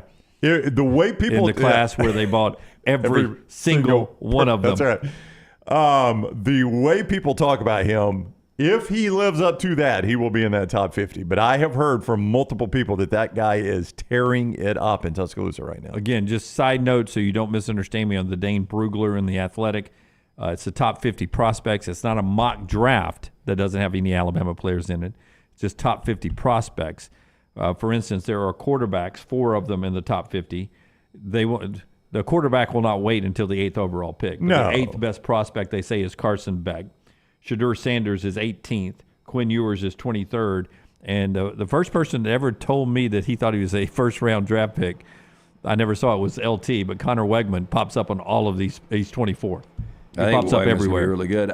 Where did they have Luther Burden III? I told you guys yesterday the mock draft I saw, he went like 17th to the Rams. He is the 7th best prospect. Yeah. Wow. But at wide receiver, I guess he's going to slide down a little bit. Maybe not. I don't know, man. I mean, wide year. receivers are so important now. I find it hard to believe he will get out of the top 10 if he stays healthy. Yeah, by the way, the top 5 prospects, all defense, Michigan cornerback, Penn State edge rusher, corner/receiver from Colorado and Travis Hunter, Michigan defensive tackle, finally an SEC player in James Pierce off the edge, the 5th best prospect. Yeah, see, I saw Pierce going number 1 or number 2 overall in this mock draft. I think that could be your defensive player in the year in the SEC, obviously. And speaking of wreaking havoc, that guy wreaks havoc. Okay, Brown's amazing stat Brown's amazing stat. Might be overstatement. Let's go interesting. Okay, interesting stat. Yeah. Right after I tell you about our friends at the Pan Store, where they are amazing. The Pan Store, they're your home for game day headquarters. In fact, we'll call them not home. We'll call them a headquarters, Rockstar. It's what they are for your game dates. Leeds, the original location. 2 locations in Birmingham, Huntsville, Tuscaloosa, Auburn. Gives you 6 locations statewide. Bama and Auburn polos and hats and quarter zips and everything. And don't forget, for the ladies out there, you get all the rompers and the dresses. You get the Western boots, the full boot, the quarter boot, and everything in between, the Hokas, the New Balances. And here's the best part. Let's say you wanted to gift Taylor Korn, sort of an opening day gift for the Alabama A&M Auburn game. You wanted to give her something from the Pan Store to wear to Jordan-Hare Stadium. You get free alterations, free gift wrapping as well on everything you want there. Free gift wrapping. How about that? Nothing says Roll Tide or War Eagle like the Pan Store. Panstore.com, panstore.com, and those 6 great locations. Status up, Brownie. August 30th, this is from Brett McMurphy, our buddy with the Action Network. August 31st, Miami, Ohio. Does anybody have the first clue who Miami, Ohio plays in their season opener? In their very first game? Yeah, I have no earthly idea who They didn't make my sheet, Brownie, because I have limited space. Because it's Miami, Ohio? Yeah, I think they play... I'm going to pull this up because there's going to be history made in this game, guys. History made. I think they're playing Lindenwood. Miami. Well, Lindenwood is actually playing Kansas. Oh, Miami's... I don't know how good they're going to be. They're at Northwestern. Miami of Ohio at Northwestern? Yes, sir. In that makeshift stadium that Northwestern's playing in on the shores of Lake Michigan. An interesting Northwestern stat after this. Okay, good. Look at these two intertwining. 2:30 Big Ten Network kick if you want to watch history made in a weird way from Brett McMurphy. But he tweets today that Brett Gabbert, is that Blaine's brother? Do you know Blaine Gabbert's brother? Okay. How many Gabberts do you know? Not a ton. Brett Gabbert of Miami will make college football history August 31st. He will become, if he doesn't get injured, the first quarterback in the history of college football to start 6 season openers. 6 season openers. That's incredible. Dylan Gabriel, as Brett points out, is going to start his 5th season opener when he starts for Oregon later this year or next week. But the first quarterback in history to start 6 season openers will be Brett Gabbert, Miami, Ohio, when they play at Northwestern. I mean, it's weird history. I'm not suggesting you turn the game on to watch it, but it is history nonetheless. How about that? 6 season openers. That's insanity. Not that it's going to happen, but Northwestern, with their makeshift stadium, 15,000 is all it holds. It sits right on the lake. In fact, they say that a throwaway pass or a kick could end up in Lake Michigan. Well, that's the Iowa game. And they are going to retrieve the ball if it goes in there. They said they will not let it just drift out to the Great Lakes. Just like Wilson, the volleyball, it's not just going to drift away. Because of lake effect weather later in the year, they'll play the last 2 games at Wrigley Field. And over the next 2 years, should they make the playoffs and host a game, right? They say they will not play at the temporary stadium or at Wrigley Field. They will not say where they would play. Well, it'd probably be at Soldier Field. That's what you would assume, yeah. But they left the door open of that they would, in the next 2 years, pass on a home game because of their stadium Don't situation. think they're going to have to sweat this one. No. Northwestern make the playoffs. By the way, Miami, Ohio, only a 4-point dog in that game to open the season. So. But, David Braun, what he did with that Northwestern team last year, I don't think we talked enough about that. Nobody paid attention. That was pretty incredible, though. Like, I'd forgotten Skip Holtz was even part of it until he brought it up when he was sitting in Dunaway's seat right there. That day he was in studio. Yep. I'd completely forgotten Skip Holtz even did that. That's how under the radar. How many teams haven't played for their conference championship since the last time Northwestern did? It's pretty remarkable. It's also a testament to the way divisions worked. You go just in the SEC, you would go Tennessee, Auburn. You start with Ole Miss because they never Ole did. Miss, Ole Miss, State, Arkansas, A&M. Yeah, there's a lot of them. Yeah, that's crazy. Yes, Forster, General Booty is QB1 for ULM on the sheet here. He gets UAB in week 2. The Bryant Vincent Bowl. They open up against somebody else, but then they go week 2 against UAB, and then they play. It should be noted, I don't know that it's unanimous Dunaway, but you actually, I think, brought this up, that in somebody's rankings of worst or best to worst programs in college football right now, or teams this year, ULM was dead last. Dead last. Absolutely dead last in all of college football. Kennesaw State is most people's dead last as they move Right. up from FCS. But ULM, Brian Vincent's team's got a lot to come back. But General Booty starting for ULM, the Warhawks, and he'll presumably still be starting quarterback when they play UAB in week number 2. All right, one thing that's going to make LT's head explode a little bit later on, but hopefully the calming effects of Woodhouse Day Spa will keep him intact. Connor O'Gara joins the show, scheduled to be with us in the next segment. The Woodhouse Day Spa, located at the Summit Shopping Centers. I've told you guys this is the angle you need to use. So you're going to be watching football starting this Saturday all day long. Next week, week 1. Get that significant other, wife, girlfriend, a gift card from our friends at the Woodhouse Day Spa. Voted America's best day spa since 2009. You can choose from a menu of over 70 options, or she can, including massages, body treatment, skincare, waxing, nail services. Order that special person gift online 24/7, birmingham.woodhousespas.com. Gift card, simple solution, or you just stop in, see Stuart and the great staff. Tell them the Next Round sent you. Call the Next Round now at 205-734-0923. You could win a Cadillac CT5 or your share of $25,000 in free play and cash at Birmingham Racecourse Casino. The more you visit, the more chances you have to win. Play the latest, most exciting games around with fun bonuses and big jackpots. You can be a winner too. Come win your share during the Cadillac CT5 and $25,000 giveaway at Birmingham Racecourse Casino. Drawings April 5th and 6th. Located off I-459, exit 31, Derby Parkway. Must be 21 or older, must be present to win.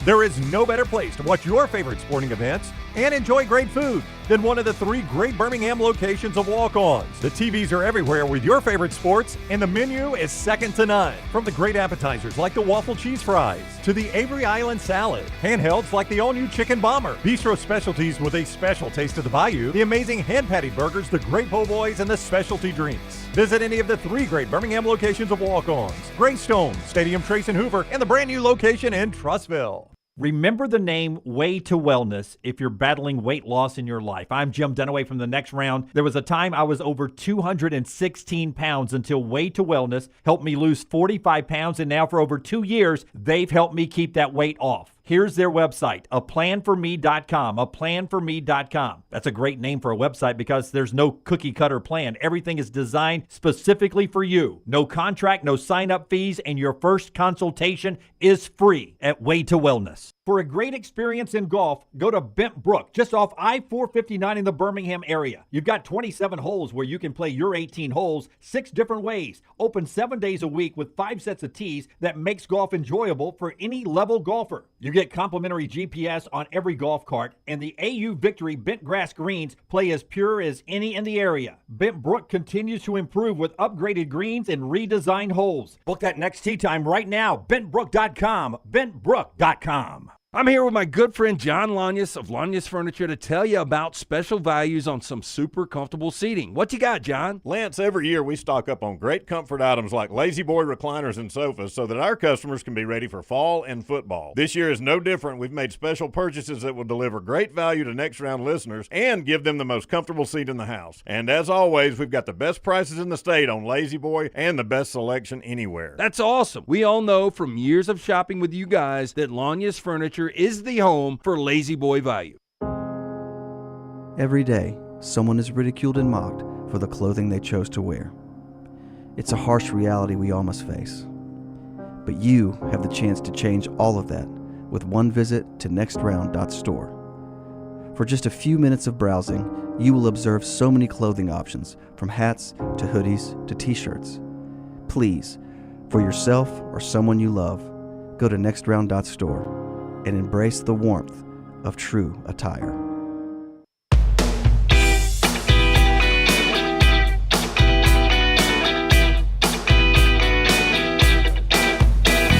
We're about to talk more football with Connor O'Gara, Saturday Down South, and a lot of other things. But don't forget Bowl Prediction Show. We do it every year, Friday before week 0. It's tomorrow, live from the Floribama. It is 3 bold predictions. We do it. We call it Guaranteed Friday is what we call it. 3 guarantees. And you do those tomorrow. You do them either through email on our social media platform at Next Round Live, You can call us up. You can, however you want to post them. You get them to us, and we will talk about them for 3 hours on the show tomorrow. It's one of my favorite shows every year. It is guaranteed Friday from the Floribama, and the Old River Grill Sports Bar is where we'll be tomorrow. Show being brought to you in part today by our friends at Way to Wellness, your journey to healthy living. Lunceford and Melton and the Meltdown guys, part of the process there now. I'm still maintaining and really controlling my blood pressure and cholesterol thanks to them. Their website's aplanforme.com, aplanforme.com. That's because every plan is specific for the person. There's no cookie-cutter plan. It's designed for you. The program is overseen by Leslie and her board-certified professionals. No contracts, no sign-up fees, and that free consultation. The website, aplanforme.com. Aplanforme.com. Way to Wellness, your journey to healthy living. All right, Connor O'Gara is with us Saturday down south at CJ O'Gara. 3 guarantees just right off the top of your head. You can just do them right now, Connor. You don't have to think about them. 3 guarantees for this season? I'm kidding. I'm messing with you. It takes me. I know the show's been coming for a month, and I still don't have all 3 of mine yet. So 3 guarantees. Let's do this. No, we can do this on the fly. That's perfectly fine. Crystal Ball series is out for those who haven't seen that. Shameless plug. StartedDownSouth.com. If you're predicting records of any kind, you should do it for the entire conference. You can't just throw out there, I think this team's going to go 9-3. I think this team's going to go 10-2. I will say that the SEC gets 4 teams into the college football playoff, and those 4 teams are Alabama, Ole Miss, Georgia, and Texas. Okay. I will still take Georgia and Texas to play in an SEC championship. I will take them to play 3 times this year. I've already gone on record saying that. I think they play in the regular season, SEC championship, and again in the national championship. And I do think that Georgia wins the 2 games that matter. How many is that? If I given that's like 4. One bold pick. Yeah, 1, and then you kind of went, like branches, 1A, 1B, 1C. I will accept give you that. Georgia, Texas playing 3 times in a year would be a bold prediction. Yeah, because let's think about it. I mean, how many times have we seen that actually play out in college football with teams playing 3 times? I think it's impossible. Alabama and LSU played twice one year, and they literally changed the entire playoff system because of it. I mean, all that took was 1 game.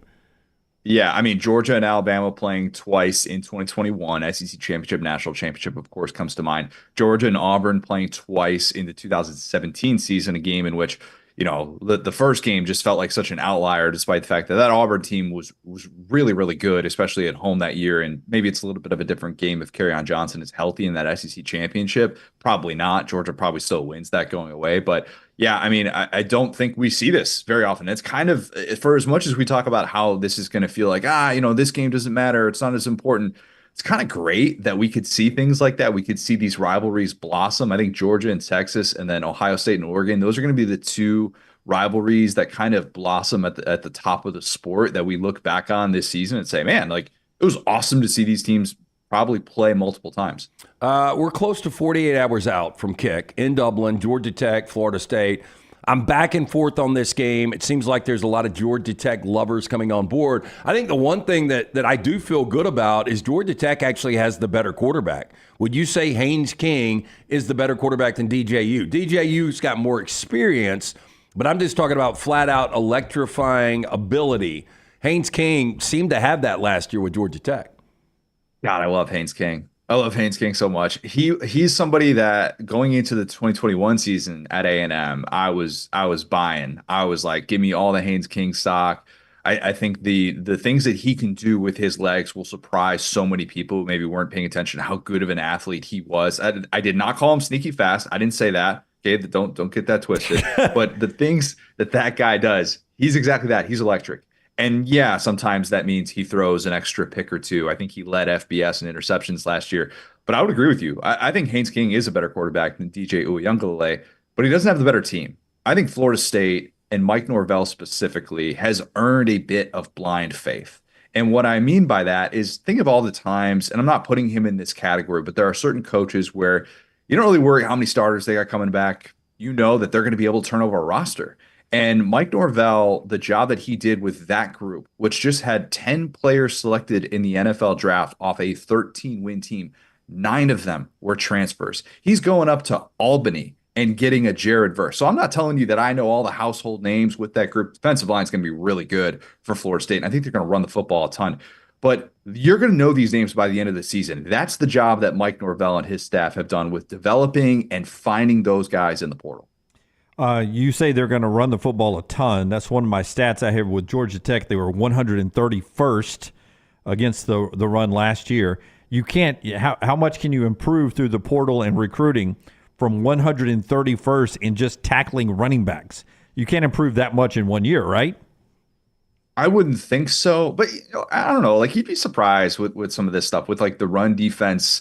I always think the scheme is a big part of that with improvement. Like, go back to 2021 Mizzou defense with Steve Wilkes, and how if you watch that team, if you're a sicko like I am, you just like watching 6 and 7 teams play Boston College at 12 o'clock on a Saturday, you would see they were a total doormat. And then Blake Baker steps in the next year, and it wasn't like that unit was instantly, oh my God, they're a top 20 defense in college football. But the run defense turned around so quickly. And if you watch them, you saw this is a coordinator that actually is putting guys in spots to succeed. Maybe that'll be the case this year with a team like LSU, or I saw it in the past. I remember with Mike McIntyre when he stepped into Ole Miss after their defense was just a doormat in the late 2010s. So yeah, who knows? I mean, improvement is really in the eye of the beholder.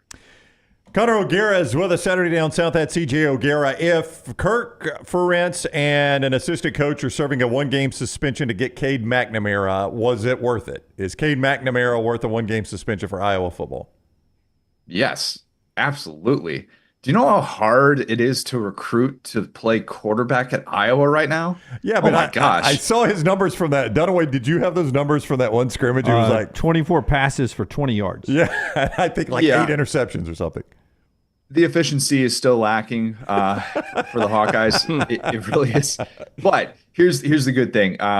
No longer are they just a slave to nepotism, and that's a beautiful thing. Point. When you get to watch an offense that isn't necessarily controlled by the coach's son, and just being run into the ground like a freight train, that's a beautiful thing, and you should be better just for that. Now, I saw those scrimmage numbers, and I threw up in my mouth a little bit because I have Iowa making the college football playoff, coming off of a 10-win season. They're top 10 in the country in percentage of returning production, the stat that Bill Connolly puts together, and they were the second worst offense in America last year with Cade McNamara hurt and just a hodgepodge of quarterbacks coming in and out. And Brian Ferentz running that offense. So with Tim Lester running that offense, a guy who had some success at Western Michigan, they just can't be worse. They can't possibly be worse, even if they don't punt the football at an all-world level in this new post-Tory Taylor world. Well documented now, there will be one top 10 team that will not be in the top 25 at the end of the season. I am sure you've taken a look at this. If you had to give us a top 10 team that will have maybe 4 or 5 losses that will be on the outside once we get to December, who would that be? Penn State's in the top 10, right? They are number 8. Yeah, Penn State. I think that's the team. Wait, is that a problem for James Franklin?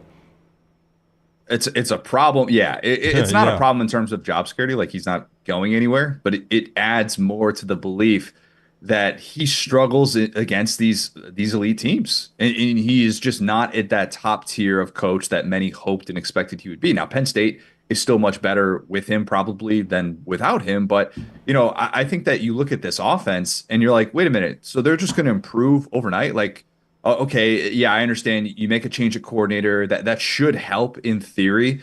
But like, James Franklin has only been as good as his coordinators, especially in the offensive side of the ball. Now, defensively, they're still going to be good, but they were good last year, and they were a team that, like, they still were subject to that Michigan game plan, which was just one of the most disrespectful things I've ever seen, of a coach saying in the second half of a game, an interim coach saying in the second half of a game, I don't care that you're at your home field, I'm going to run the football 32 consecutive times and beat you.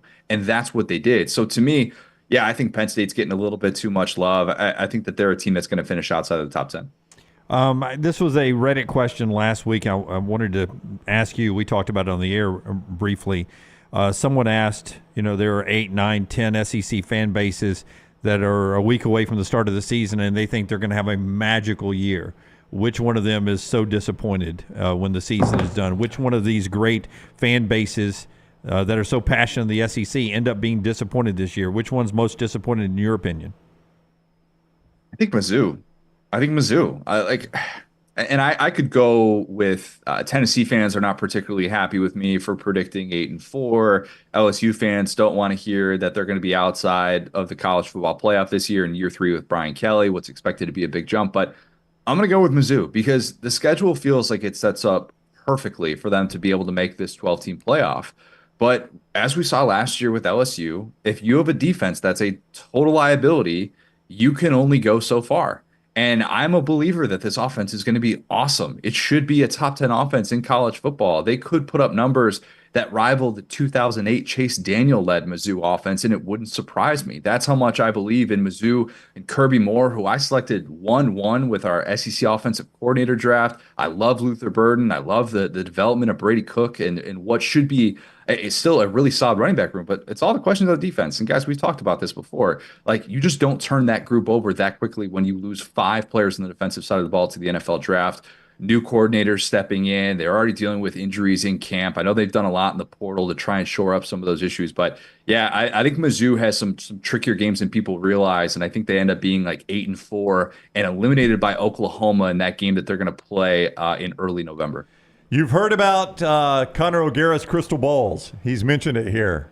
And they are all up at Saturday Down South. Such a 5th grade joke by me. Saturday Down South, the crystal ball for every single team, their record. He walks you through. You can get them all right there. You could tell Connor how much he hates your team, how much he undervalues your team, how much he loves your team. Start with Saturday Down South, though, and then tell him all that at CJ O'Gara. And I need to apologize to you. I rarely search the internet when a guest is on, but I was trying to see if anybody had played 3 teams in the same year, or the same team 3 times in the same year. The closest I have found was Harvard. First 3 games ever as a program in 1873 and 74 was against McGill. I think it's McGill. Yeah, McGill. They played them there was only 2 games in 73, and it was the first game in 74. So it was 3 consecutive meetings against McGill to start the legacy of Harvard football. That's the only ones I've found as I ran through a ton of schedules while you were talking. I'm amazed that you went through 150 years worth of schedules and were able to figure that out. How long was this interview? Did I black out? Well, I mean, I started in the 1800s. Oh, you worked up from there. Yeah, okay, I figured that was going to be the place I found it. That's probably true. As Drink Local Birmingham points out on Twitter, Connor, it could be Alabama and Georgia, too. I mean, there are possibilities this could happen. So we'll see. Ole Miss, Georgia, you never know. Connor, thank you very much for the time. Always great talking with you. Gentlemen, appreciate it. All right, buddy. Take care. Connor O'Gara with us at CJ O'Gara. Saturday Down South is where you read his work. Yeah. Tufts used to be a pretty good team back in the day. I did notice that. They random. Showed up on people's schedule a lot. So random teams that used to be like Swanee was a national power. I know. Yeah. If you were close to a train station, apparently you could recruit well. That's true. I didn't think about that. I mean, our Army was the coup de grace for a while, right? For a while. Our friends at Lanyas Furniture, they are the coup de grace as well, LT.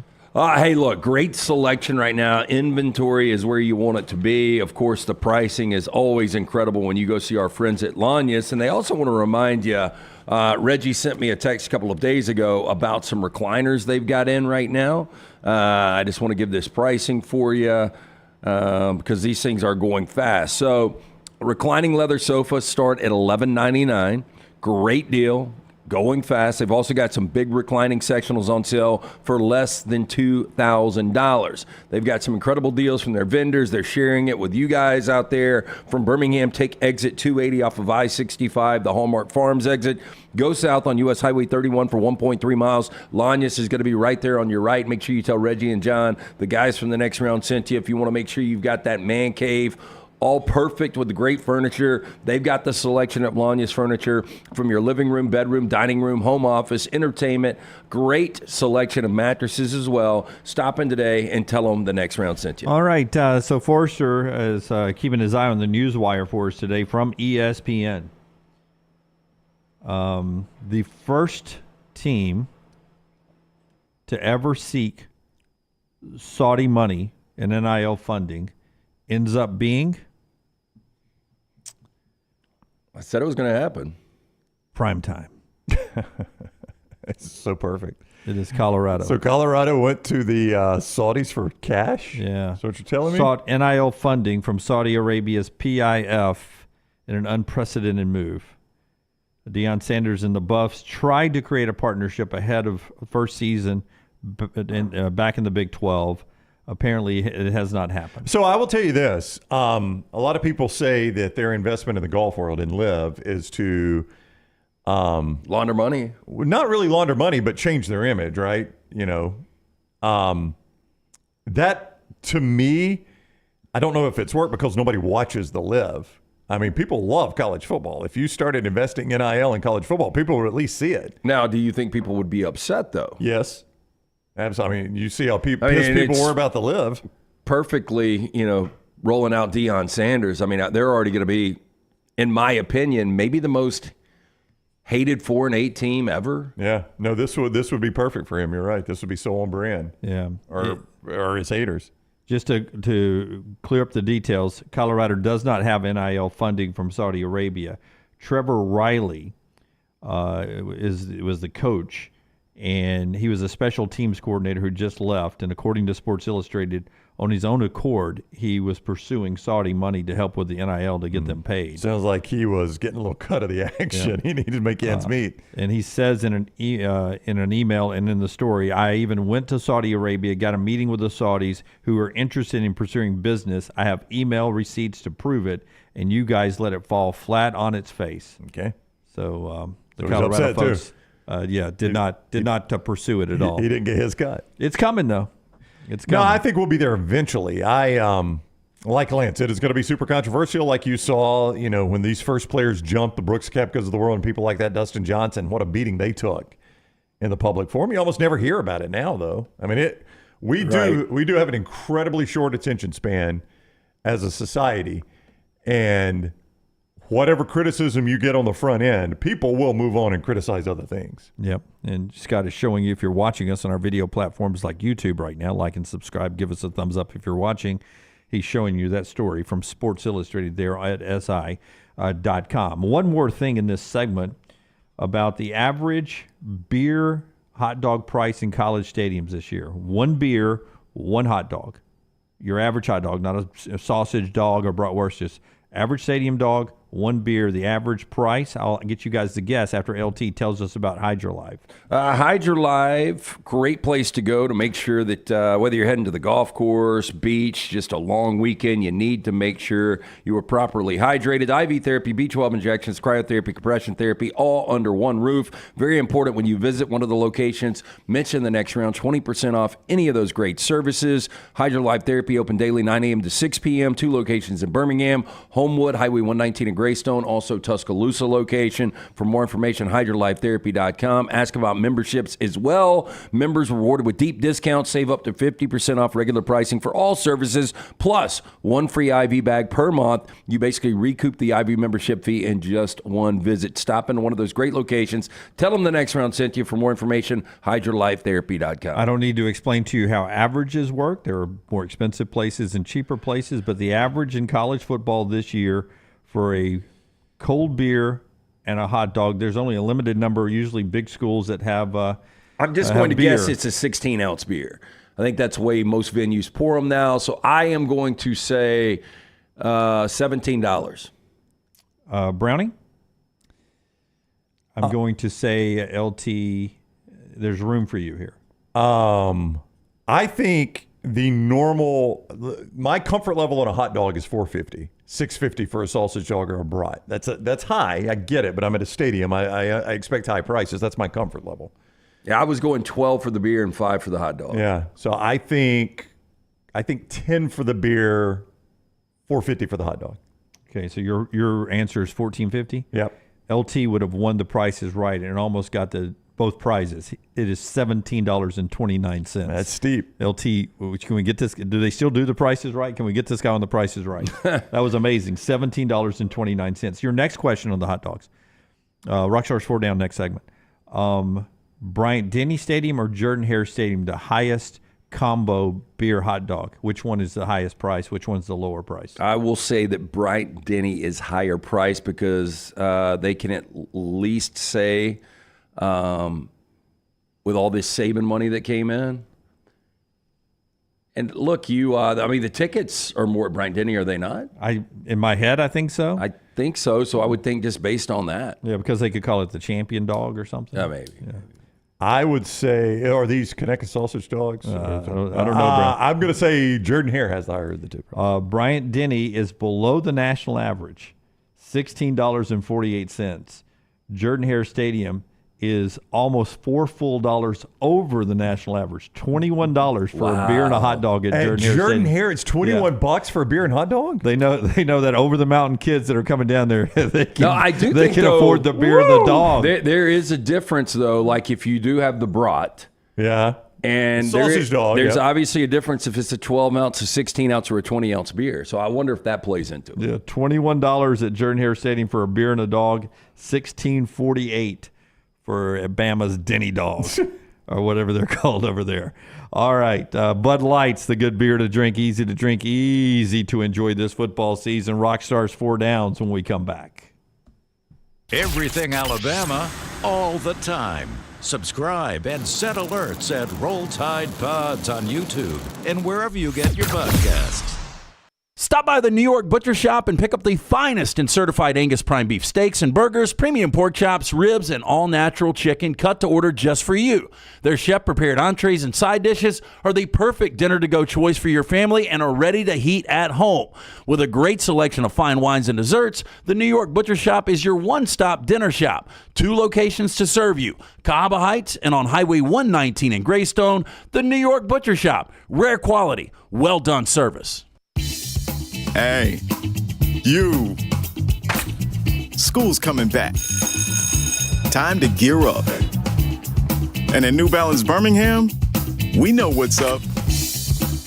Before hitting the books, check out the looks.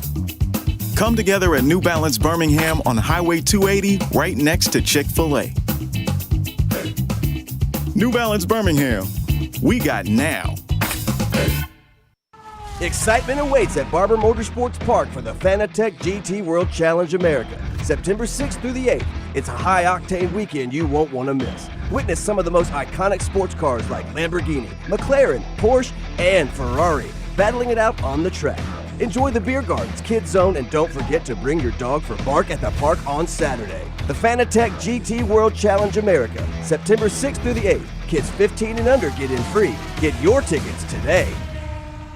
Maybe you follow us on Instagram, Facebook, X, LinkedIn, or TikTok. While we're changing the game yet again, Tyler's Telegrams has been developed exclusively for you. Hi, this is the lovable boy you know as Tyler the Intern. I'm a businessman now. I will come directly to your door and tell you every time a new piece of TNR content drops. For the low, low price of $740,000, you can be notified by me, one of the biggest stars of the next round, about that thing you missed. Sure, the rest of those social media services are free, but so is radio, and we all know how well that's trending. Tyler's Telegrams is currently operating exclusively in Bibb County. Other social media platforms are available everywhere. Hey, Lance Taylor from the next round to tell you about my friends at Michelson Laser Vision, located conveniently UAB Highlands. Almost 20 years ago, I went in for the procedure. Only took 12 minutes for both eyes. When I went in, I had 2200 vision. I was legally blind. Now I have 20/15 vision, still 19 years later. Make the call today. Schedule a hassle-free consultation. 969-8100. Dr. Mark Michelson, Dr. Jen Michelson, Michelson Laser Vision. Make sure you tell them the next round sent you. 969-8100 or MichelsonLaserVision.com.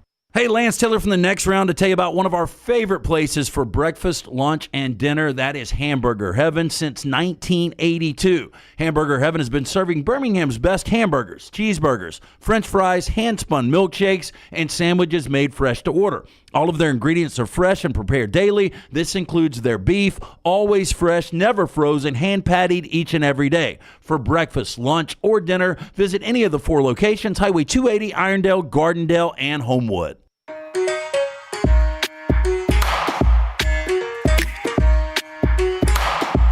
Little T dropping the knowledge on me. I forgot that this is the first year beer sales is happening at Jordan Hare Stadium. She says that is likely the cost of the beer at Jordan Hare Stadium being a little higher. Take advantage of the first time doing it. Coming in hot. And she does say they don't sell normal hot dogs there. They say they only sell Conecuh dogs. Okay, I'm all for that. That is a good decision on their part. So that's her defending the good old orange and blue down there. Show being brought to you by our friends at Johnson RV Center. You can find them on I-65, exit 304 in Coleman, 334 in Decatur, and you'll find that they're ready for tailgate season right there. The end of the summer RV showcase lasts the rest of this this month at Johnston RV Center.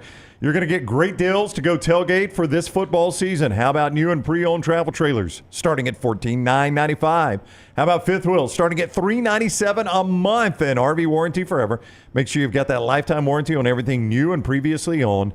JohnstonRVCenter.com. That's JohnstonRVCenter.com. After our announcement on NIL at the top of the hour, I will ask a question about whether this school should or should not do something that one of its greats is asking. That is still to come on the next round in the final hour. Also trash and a couple of announcements about the future of the show. All that coming up. But right now, it is time for 4 Downs. Rockstar has them every Thursday, somewhere between doing the show, raising cord, tending to a pregnant wife, and going to trivia on Wednesday night. He comes up with 4 Downs for a Thursday. And it's brought to you by the great folks at Slice Pizza. 5 locations for you. The original Lakeview, Vestavia, Montevallo, Crestline Park, newest location in Edgewood, created by the late Jeff Bajaya. His brothers Jason and Chris continue to celebrate his legacy. Local pizza, local ingredients. Stop in one of the 5 locations for more information. SliceBirmingham.com. What is first down? What is something that no matter how it is explained, you cannot understand how it works? Crypto. I was going to say NFTs. Yeah, I figured a lot of people would say NFTs and cryptos. I understand crypto to a level enough I could explain it in idiot terms to you, and I'm an idiot. NFTs, I got that they had value, but I could never really explain how they actually worked. No idea. But they had value at one point. I don't have them. I didn't know until earlier this week on another trash story, I think maybe. I didn't know what TikTok coins are. Nope.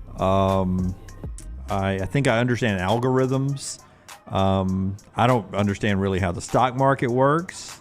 I don't really understand a lot of things, Rockstar. Are you a caveman? I mean, I can sit here and go through a list of things I don't understand. I don't understand how satellites work. You can get a picture here, but it's craziness. Okay. Second down. Women. I agree with Jay. I don't understand women. Understand women? I don't understand how they work.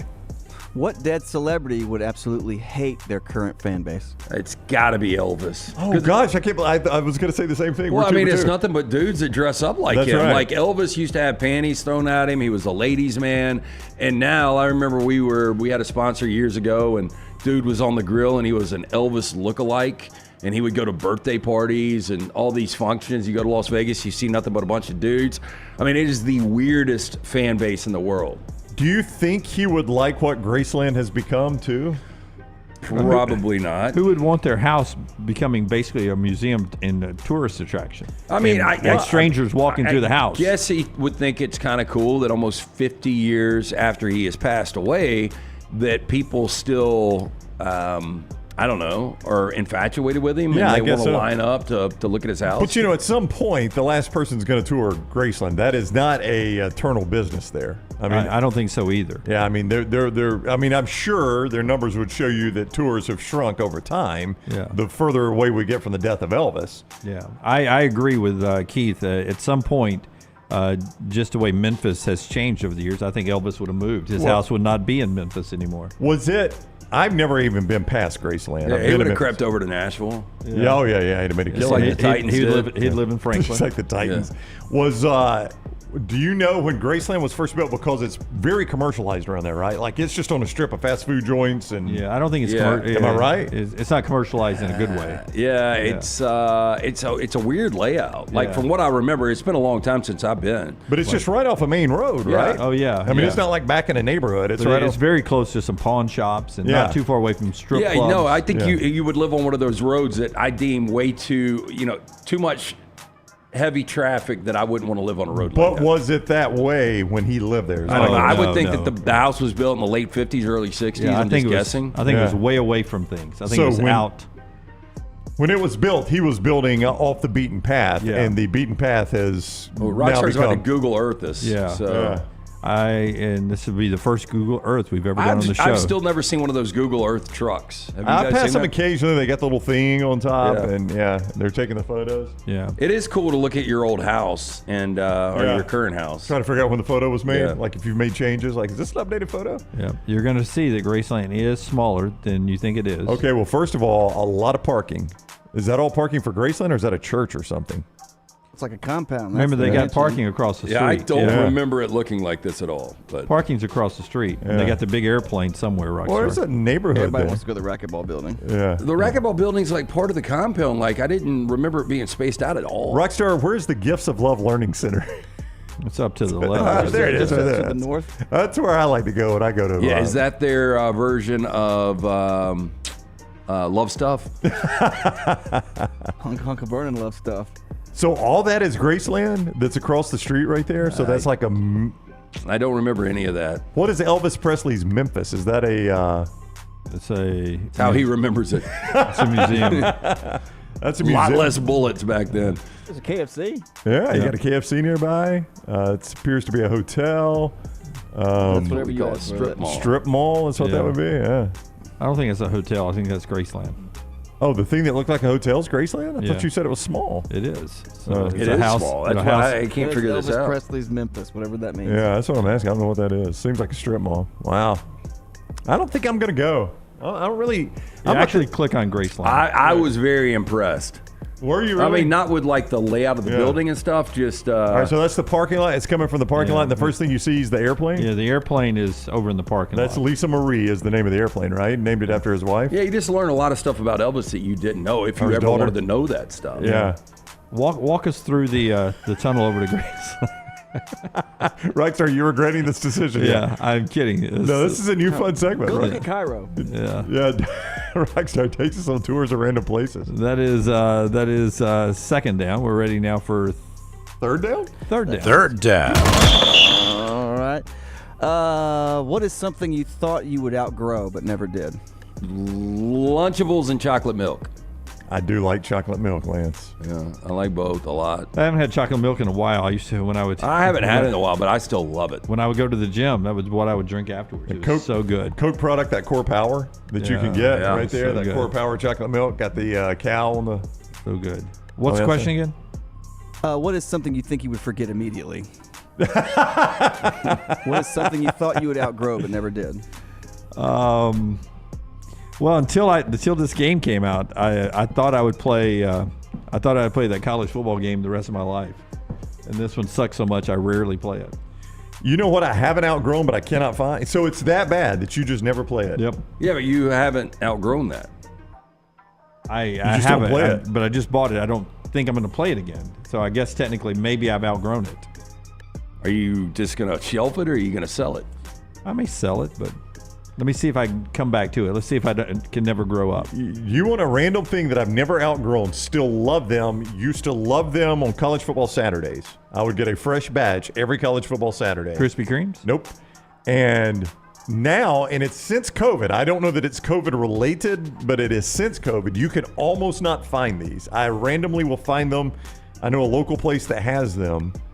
What are they? Runts. Runts. Love Runts. Oh, I did not like Runts. I love Runts. I'll get the, the little square or the rectangle box of Runts, and all college football, I'll just dump some in my hand and I'll eat them all day long during college football. Never liked them. Too hard. Can't for find me. them anywhere. Yeah. Once EG turned me into the Nerd clusters. Nerd clusters. Those are good too. Yeah, better than Runts. I'll tell you another one you can't find anymore, Rockstar. Everlasting Gobstoppers. I never liked those things. Those and Runts, you cannot find them anywhere. I don't know what happened. Pizza rolls for Stacy. Sour Patch from Forrester. Love right? Sour Patch. I'm late to the Sour Patch game, so I'm on to those right The now. best are Sour Patch watermelons. The Sour Patch watermelons, like those watermelon slices. Bobby used to get Runts at the movie theaters. Love them. Can't find them anymore, Bobby. If you find them, let me know where. Banana Runts the best, he said. Walgreens may have the Runts, Laura says. Yeah, I'd like to think they do, but she is incorrect, at least at my local Walgreens. Okay. Fourth down. What movie do you think had the best plot twist that you did not see coming? Well, until I think it was Gene Siskel, the late Gene Siskel, informed people of the Crying Game. Great plot twist. They actually they revoked his Oscar tickets that year. They were so pissed. Yeah. Oh, really? That he spilled it? That he spilled it. But I don't know if you guys ever saw that film, but that is one of those you're like, holy hell, how did this just happen? Yeah, I never saw it. But the Sixth Sense, I know Brown figured it out within 5 minutes. Early. When the credits were still rolling. Yeah. I couldn't believe that was the plot twist. I was like, I think we established that early in the movie. So a lot of people are saying 7. 7 is pretty. Jack and his buddy Ryan, they had never seen it. We watched it this past weekend. They loved it. Yeah. It's one of my top 5s. It does have a nice twist. We've had a similar question before, and I've brought this up. Hearts War. Old Bruce Willis, and who's the other actor? Donaway. Colin Farrell. Yeah, Colin Farrell. And crazy plot twist right at the end, and you think this movie is about one thing entirely, and you get to the end and you realize I had this movie all wrong. I love that movie. I think it's a fantastic movie. Very well done. Hearts War. I did too. You said it one time on the show, and I went and watched it. Really enjoyed it. That was 4 of those downs. All 4 of them? Yes. And they were brought to you by our friends at Slice. Yeah, get in for a slice and a salad today. Pick up a couple of pies on your way home. From the soul pie, the Bajaya special, Wing and a Prayer, Hot Mama. You're going to absolutely love the creative local ingredients of Slice. For more information, slicebirmingham.com. Rockstar Volfan 205 says biggest plot twist was that he was gay. I mean, he's blind. Yeah, it's coming up. Like she had no idea. She surprised herself on the teleprompter. Gay, he's blind. And the show is also brought to you today by our friends at Urology Centers of Alabama, UCA. 35 urologists on hand, 16 locations across the great state of Alabama, treating all your urological needs from prostate health, vasectomies, and kidney stones, and everything in between. They'll take care of you. Visit urologycentersalabama.com. UCA, urologycentersalabama.com, or call that number, 205-930-0920, to schedule your appointment today. Everything Next Round is on demand now in the podcast section at nextroundlive.com.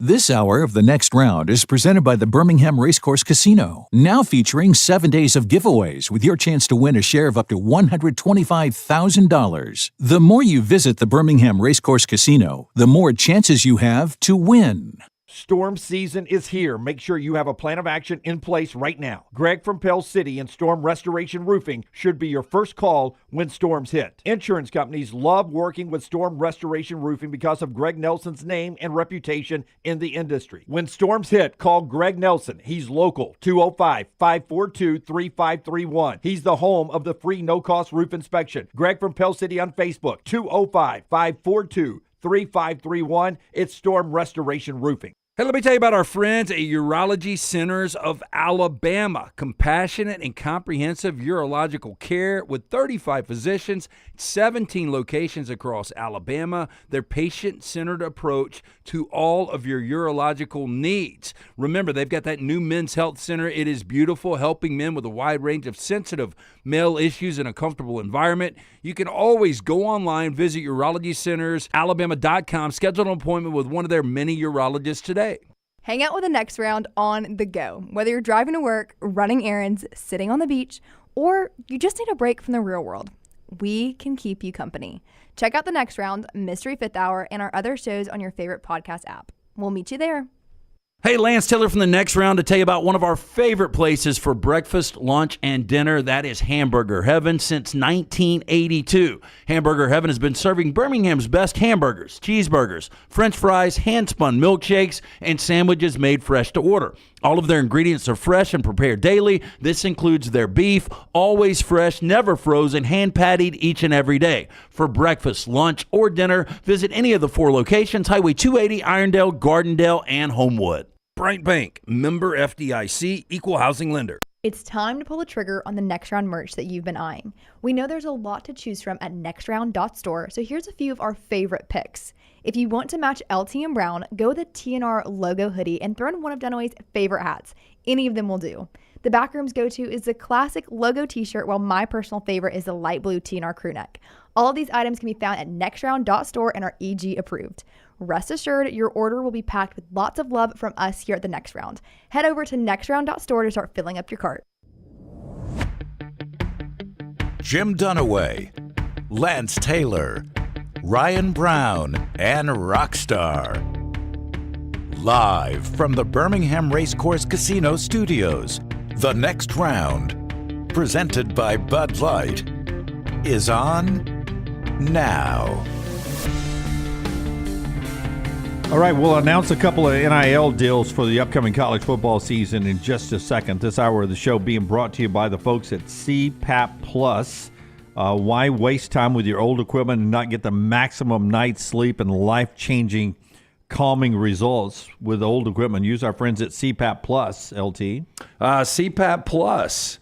Want to remind you, don't buy your mask and supplies from Amazon or online. Go see the folks at CPAP Plus. See what you're actually buying.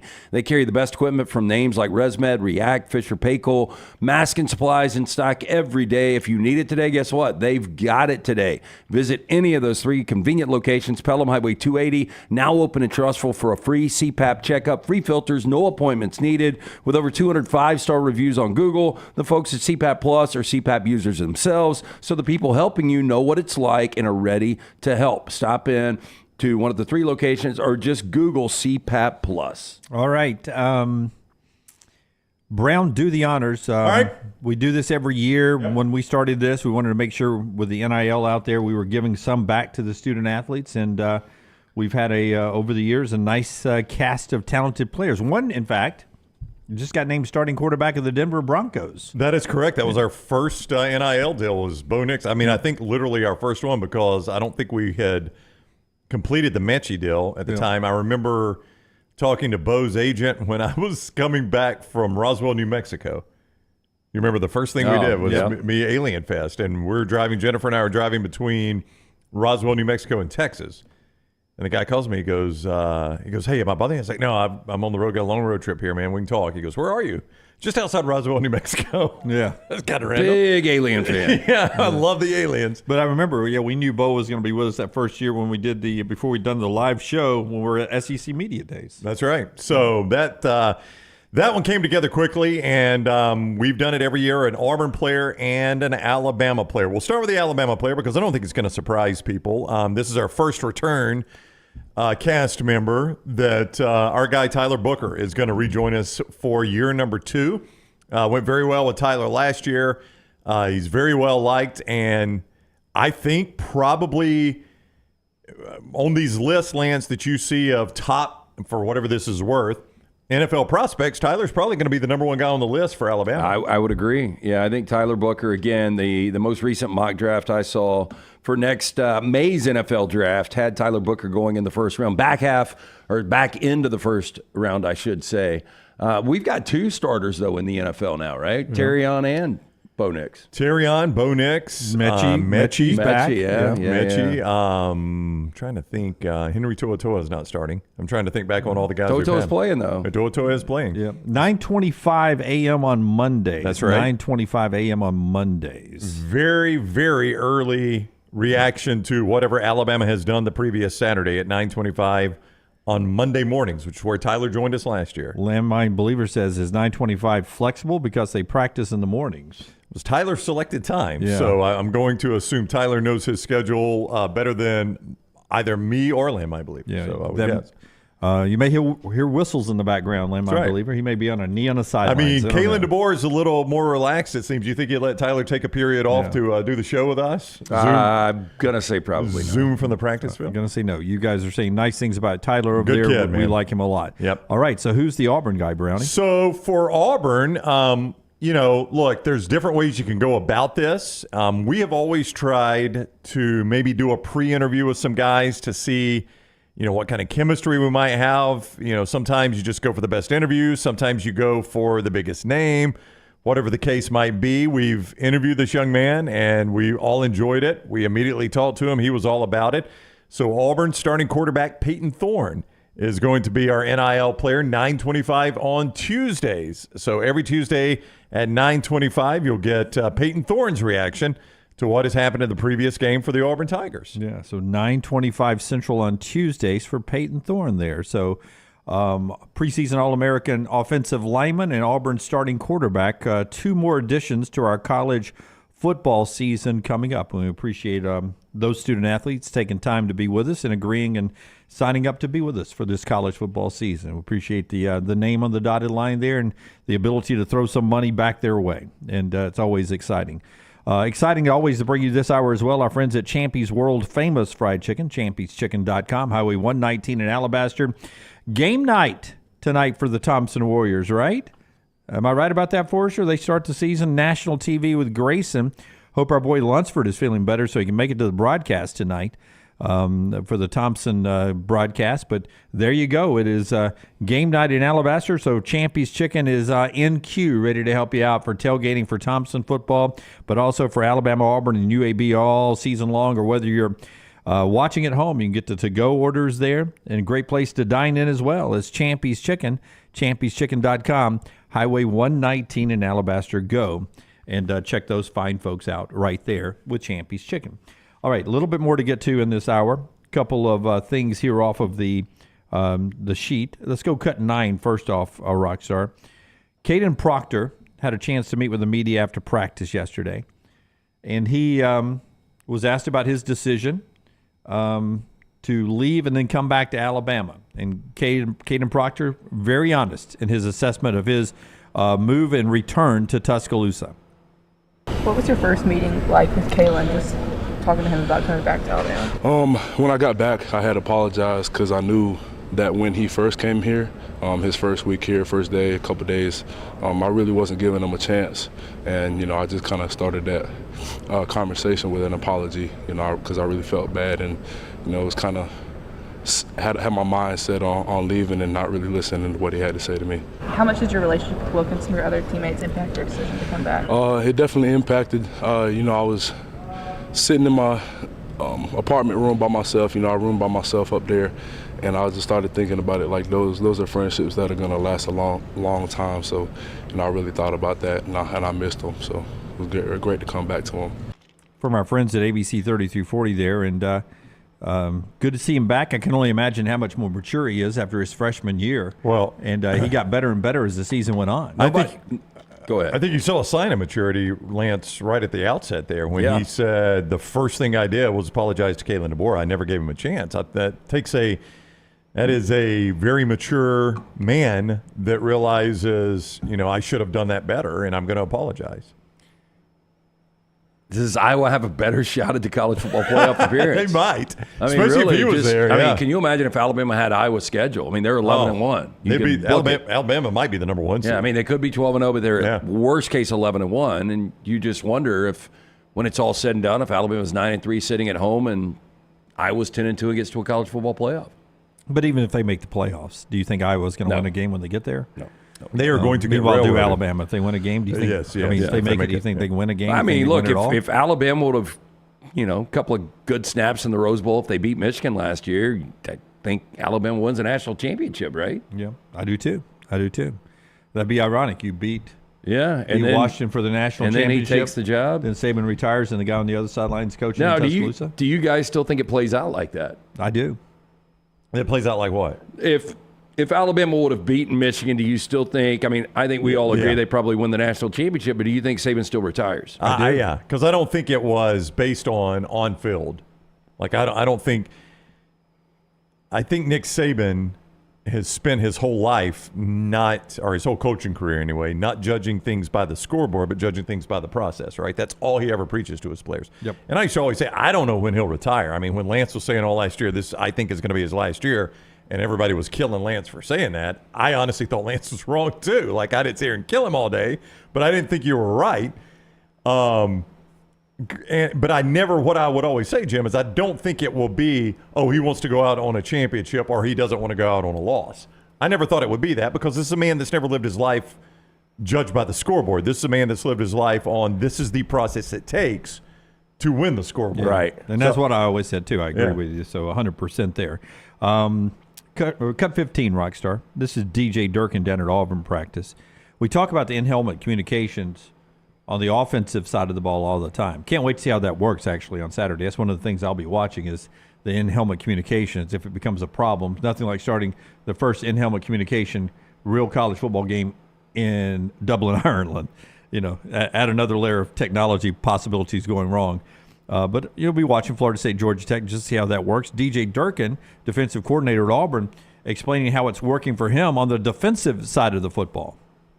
Have you guys kind of nailed down who are going to kind of be the players, with the units in their helmets? And have you guys experienced any kinks? Or, just how's that experiment or the newness going on that front?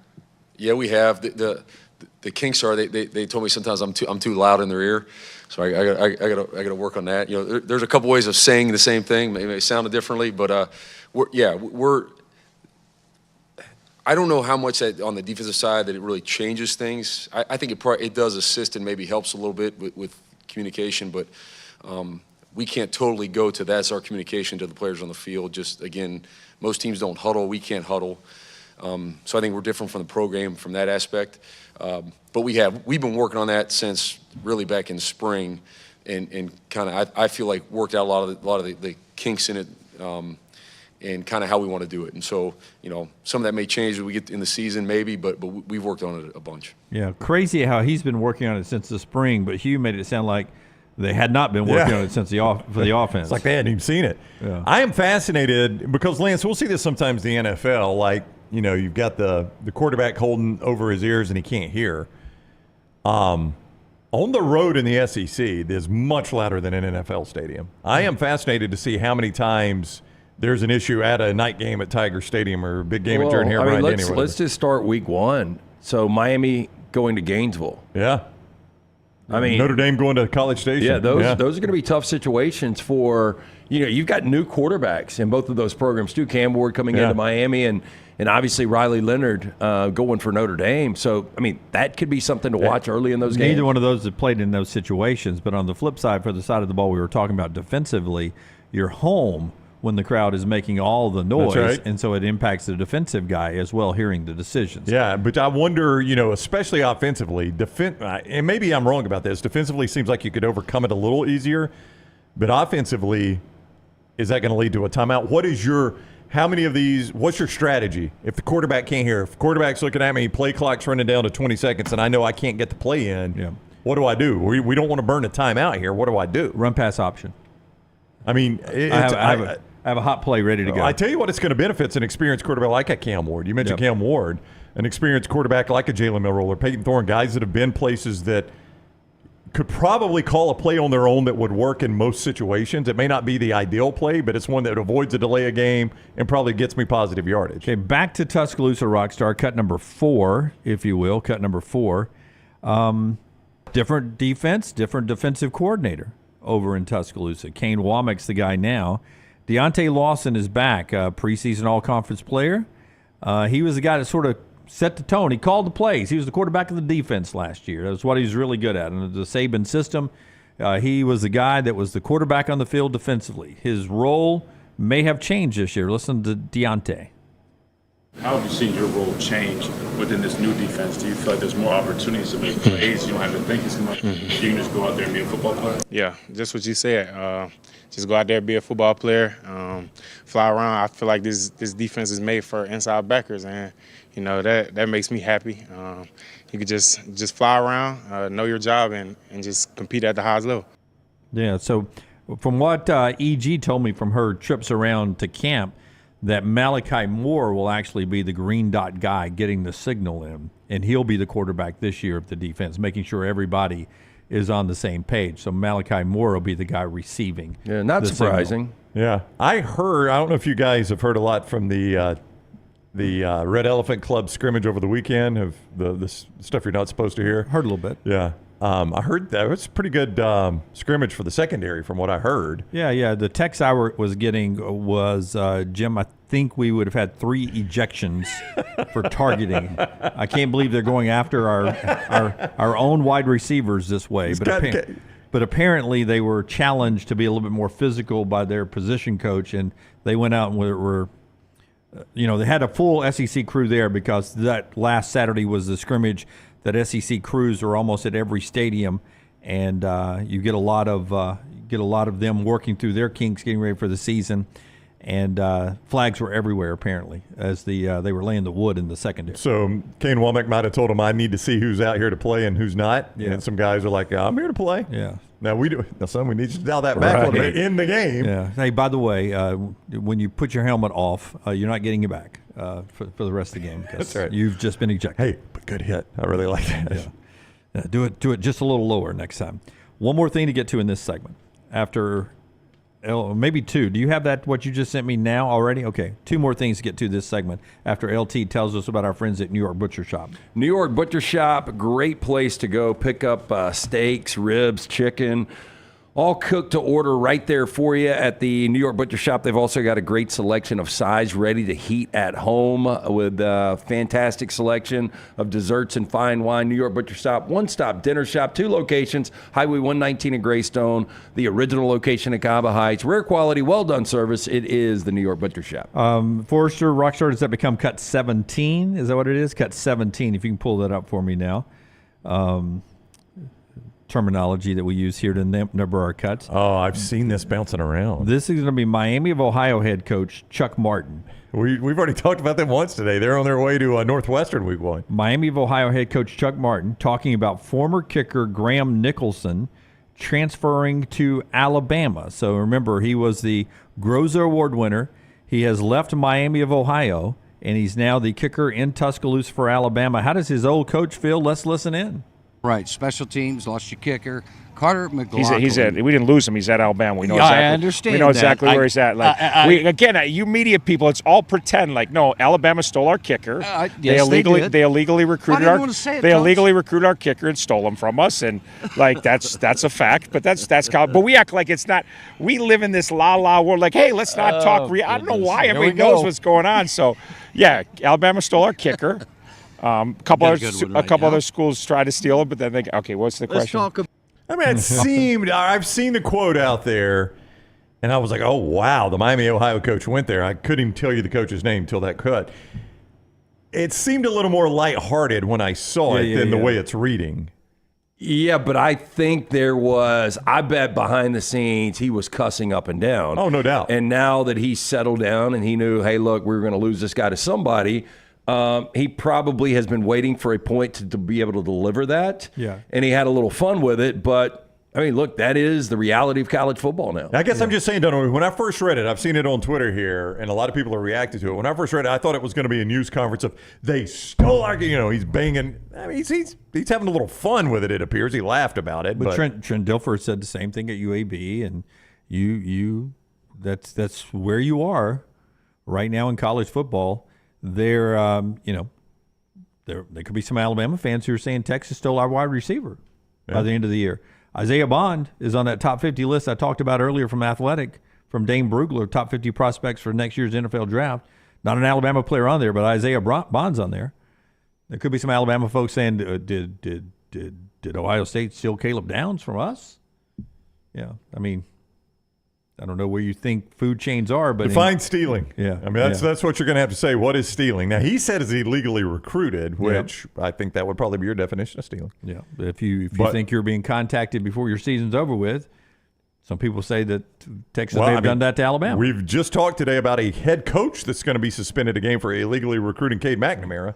Yeah, so it goes on. And I'm not saying Alabama doesn't do it too. I'm just saying that it does seem like everyone seems to be doing it, and not just big schools to small schools. It seems to be happening at the top of the SEC. Texas and Alabama going back and forth. If there's a chance for Alabama to get somebody off that Georgia roster, you think they'll do it? Yes. Yeah. And Georgia will do just the same. Don't you worry. By the way, you know who's killing it right now in Ole Miss camp? A cornerback, Trey Amos. Yeah, where did he start? He was at Alabama. I know. Apparently he's on fire in Oxford. I mean, again, and they don't need no water. The guy just told you is tearing it up at Alabama practice is from Texas A&M. That's right. I mean, not all those guys are legally recruited, but it does happen. Yeah, contact. One more thing before we get to the next segment with Trash. Cut 10, Rockstar. Remember when I told you guys yesterday about the big heated debate going on from the flag footballers who have won the 21, the 22, 23 world championships? I guess the 24s are coming up. I would stick with the flag footballers. You would stay with them. You don't go NFL guys. I would. If injury were not a concern, would you go NFL guys? I mean, if we just wanted to prove a point like we did in 92 with the Dream Team. Yeah. Okay. Well, let's see first if you agree with this after hearing the sound. Hush Doucette is the quarterback that I got the story from yesterday. Okay. I didn't know there were sound, but TMZ Sports has the sound. And then Patrick Mahomes has a response with a GIF afterwards. But here is Daryl Doucette, who is the quarterback for the American flag football team. He hopes to still be the quarterback when they play in the Olympics in 2028, but there is some discussion about using NFL players for those Olympics. And here's what Big D has to say about his position. At the end of the day, I feel like I'm better than Patrick Mahomes because of my IQ of the game. I know he's right now the best in the league. I know he's more accurate. I know he has all these intangibles. But when it comes to flag football, I feel like I know more than him. Okay, I can't argue this. I can't either. I mean, I really can't. I mean, really, flag football, I don't want to say it's apples to oranges. Yeah. But it is a different game. If you've ever watched... It's 5v5. Yeah, if you've ever watched teams that have played together for a long time, I know some of our listeners and viewers have been on these flag football teams, and these teams that play together forever are really, really good, and they know the small nuances of that game. Now, it is insane to think that if you put these five together, let them practice for 2 weeks, they couldn't do whatever they I was can going to do. say, if I gave Patrick Mahomes 2 weeks, I think his IQ would be a little higher than old boys right there. Well, let's get Patrick Mahomes' response to what I was setting up here. He sent out this, the old 50 Cent. You talking about me? I mean, it's football still, LT. I got an open receiver, not an open receiver, a route.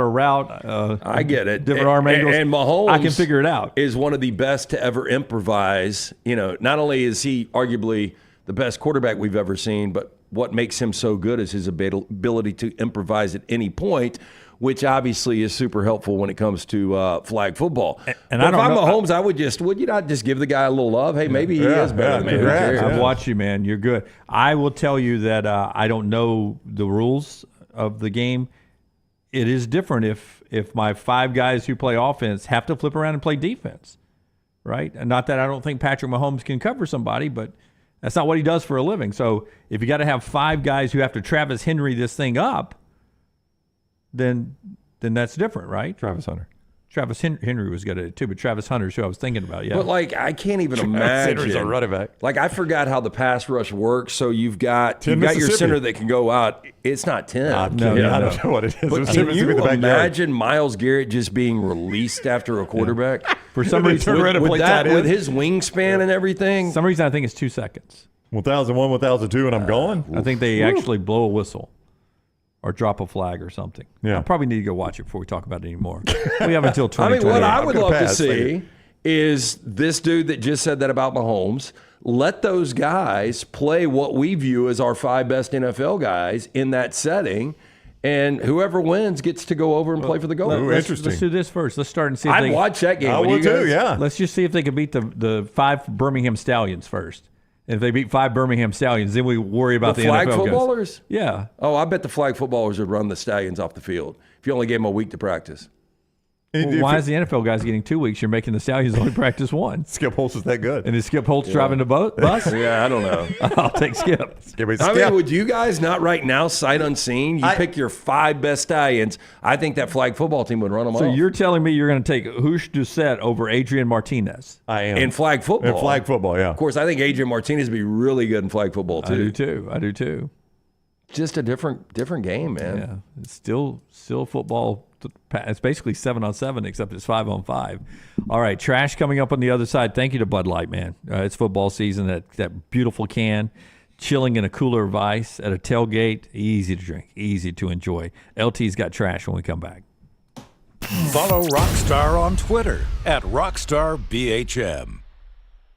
Spring weather is here, and our friends at Hemphill Services are offering a $69 HVAC tune-up plus 10% off any service call when you mention the next round. Call Adam, Chad, and the guys at Hemphill Services. Make sure your HVAC unit is ready to keep up with the changing weather. Hemphill Services, locally owned and operated independent Trane dealer. The team can service all makes and models. For all of your plumbing, heating, and cooling needs, call Hemphill Services. It's hard to stop a Trane. 205-229-2090 or hemphillservices.com. That's 205-229-2090, hemphillservices.com. Things fall apart. There's even a book about it, but that doesn't mean you have to break the bank to fix them. Ryan Brown here for the next round. Our friends at Mortgage Right have a new renovation option that will make repairs and other home improvements easy. If you've recently purchased a home and find yourself short on cash, or you're looking to buy a fixer-upper, Mortgage Right's renovation loan program can help you spruce up your space. Repairs can be made to your roof, plumbing, flooring, and more with the help of top-notch mortgage professionals. So get your fix by visiting mortgageright.com/TNR. And MLS 2239 Equal Housing Lender. This hour of The Next Round is presented by the Birmingham Racecourse Casino, now featuring 7 days of giveaways with your chance to win a share of up to $125,000. The more you visit the Birmingham Racecourse Casino, the more chances you have to win. Start your day online with our website, nextroundlive.com, for the latest videos, podcasts, and college football stories. It's also a great way to stream the show or shop in the Next Round store. Stay connected by visiting nextroundlive.com. Hey, Lance Taylor from The Next Round to tell you about my friends at Michelson Laser Vision, located conveniently UAB Highlands. Almost 20 years ago, I went in for the procedure. Only took 12 minutes for both eyes. When I went in, I had 20/200 vision. I was legally blind. Now I have 20/15 vision, still 19 years later. Make the call today. Schedule a hassle-free consultation. 969-8100. Dr. Mark Michelson, Dr. Jen Michelson, Michelson Laser Vision. Make sure you tell them The Next Round sent you. 969-8100 or michelsonlaservision.com. Storm season is here. Make sure you have a plan of action in place right now. Greg from Pell City and Storm Restoration Roofing should be your first call when storms hit. Insurance companies love working with Storm Restoration Roofing because of Greg Nelson's name and reputation in the industry. When storms hit, call Greg Nelson. He's local, 205-542-3531. He's the home of the free no-cost roof inspection. Greg from Pell City on Facebook, 205-542-3531. It's Storm Restoration Roofing. Are you tired of buying your CPAP mask and supplies online only to be disappointed? It's time to visit CPAP Plus, your locally owned and operated CPAP shop that prides itself on personal service. Come see what you're buying at CPAP Plus with 3 convenient locations in Pelham, Highway 280, and now open in Trustful. Drop by for a free CPAP checkup and free filters, no appointment needed. Plus, sign up for their giveaway for a chance to win a free travel CPAP machine. Just Google CPAP Plus or visit any of those 3 locations.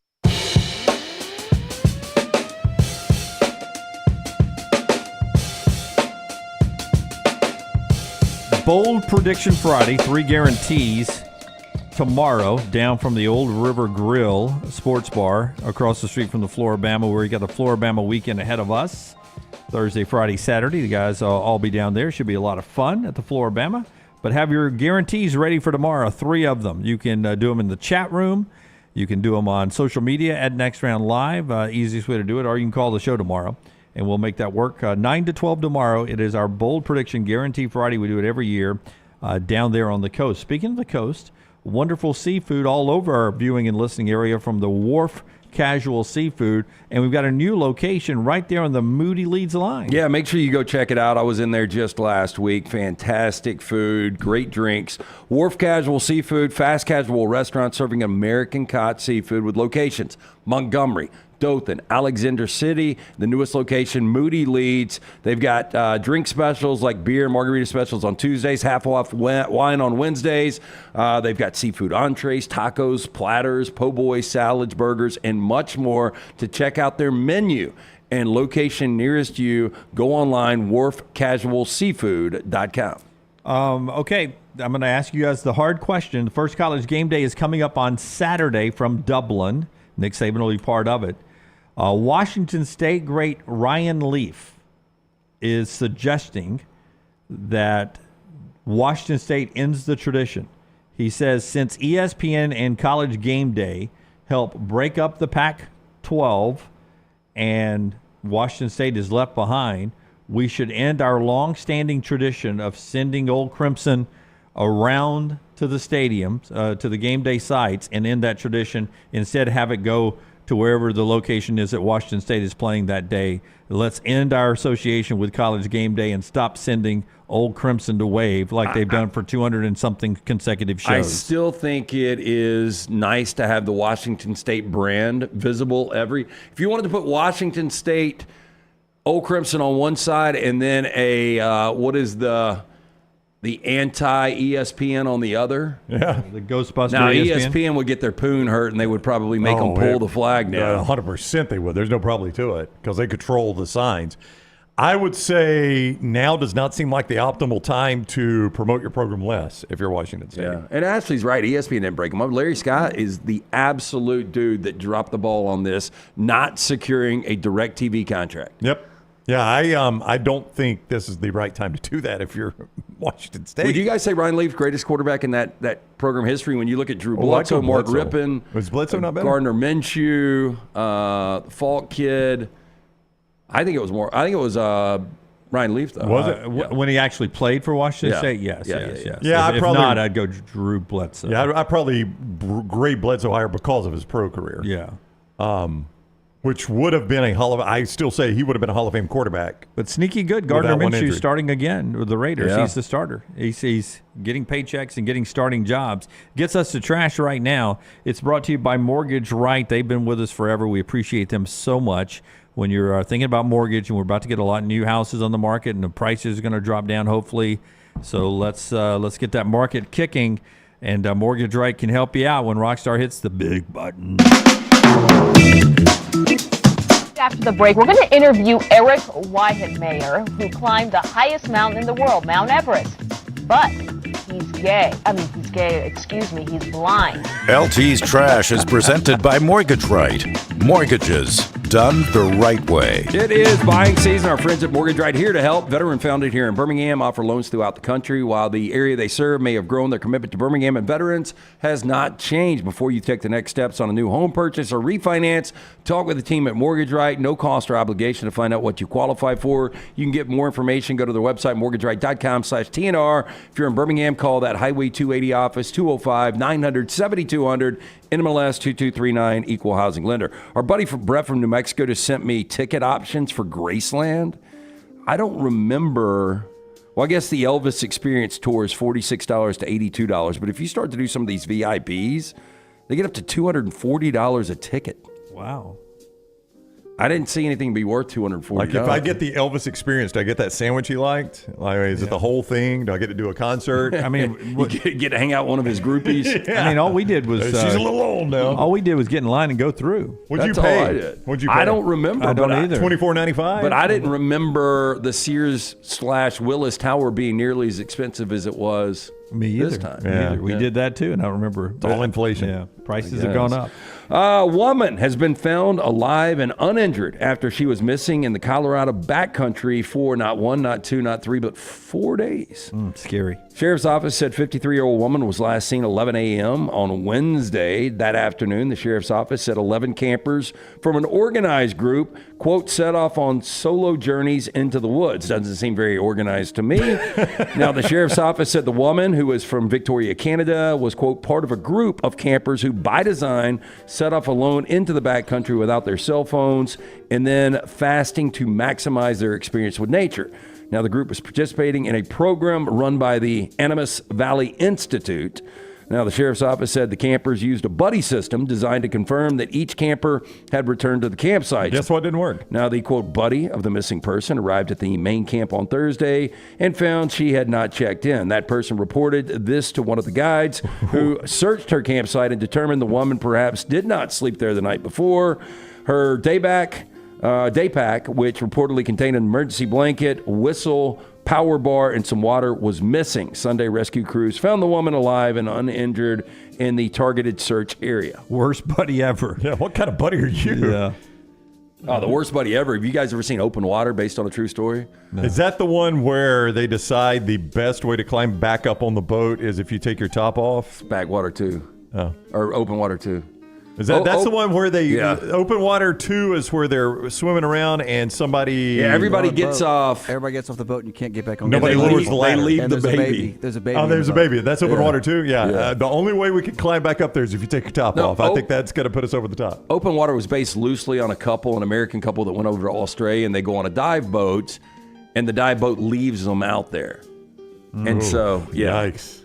You know, so then the speculation, did they drown, run out of air? Was it sharks? So you go through the whole gauntlet of what possibly could have happened. Nothing good. That's a bad buddy system, though, when you get back to shore and you're like, oh, damn, we left a couple of divers. You know what? I don't think they recognized it until the day after. That's a true story, though. Oh, yeah. When they started, we got to reload the tanks. Got to take another group back out today. We're missing 2 tanks. What do you think one of those scuba tanks does to a shark when he eats it, though? Does he spit that back out? Shot Jaws with it. Yeah, that's how we killed Jaws, Brown. Yeah, you got to Spoiler have alert. Sheriff Brody say smile, you son of a bitch. I think it's going to be tough to pass. He's got to get it lodged just right. So I've got blatant lies parents in the 80s and 90s told their kids that most of us believed, and I've heard every single one of these. You guys probably have as well. Okay, now, earmuffs for any of the kids? Yeah, do we need to? Is there something about people that visit homes on occasion? Okay. If you pee in the pool, the water changes colors. Yeah, I used to. Yeah, so-and-so's, they've got that pool water. They've got that. I would love to have it at the house, though. And like, if you could actually buy those and not tell anyone. So that's not real. Absolutely. No, but the rumor in Saks was there was a tablet you could drop in, like in the, what's that thing called? The filter. Yeah. You could drop a tablet in the filter and it'd fill the pool with a chemical that if you peed, it would be around you, it would be pink. That was always the urban legend. I always heard it was dark blue, but Dunaway never had to worry about it. Never peed in the pool. That's right, because of that, though. To be honest with you. A watermelon. Now, my later years is going to be a blast. I'm going to sit there and. Watermelon will grow in your stomach if you swallow the seeds. I heard that apple too. Heard that about an apple. I actually, I think my mom told me about the girl at the Little League Park one time. She just swallowed. You knew her too? She just swallowed a watermelon seed. Yeah. She's got a little watermelon growing in her stomach. Was she pregnant, Jim? I think she was. Okay. Yeah. It's your mom. Here's another one. If you swallow gum, it takes 7 years to digest. Yeah, is that not true? You to death. That's why gum's under desks at school. Everybody would put their gum under the desk. Hey, still, right now, of the first three, I still believe two of them. Okay. How about this one? It's illegal to drive with lights on the inside of the car. For an extended period of time. Yeah, I was told that. I was never told it was illegal. I was just told it made it hard on Dad. Like, turn the light off. Your dad can't see. No, I heard it was illegal. I thought it was you could turn them on, find whatever you're looking for, but you had to turn them on. It couldn't be an extended period of time. How about cracking your knuckles gives you arthritis? Yeah, 100%. I've literally told Brown before, stop cracking your knuckles. I do it all the time.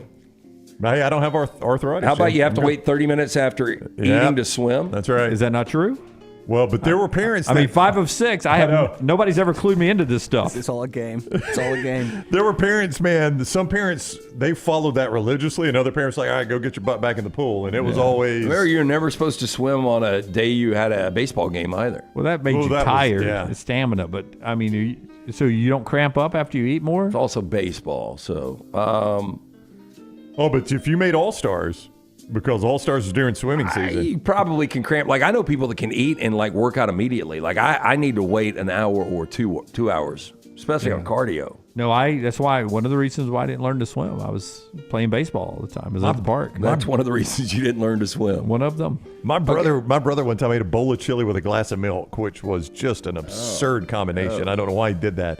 And then went and played full court basketball. I'm like, how do you do that after a bowl of chili and a glass of milk? Did he have a beef stroganoff moment? He did not have in the line. He was never in the line of fire. Well, because of you, the day after last Friday, I had beef stroganoff for dinner. You told me that story, and I took a big leftover home, 3/4 of it home. Blow it out.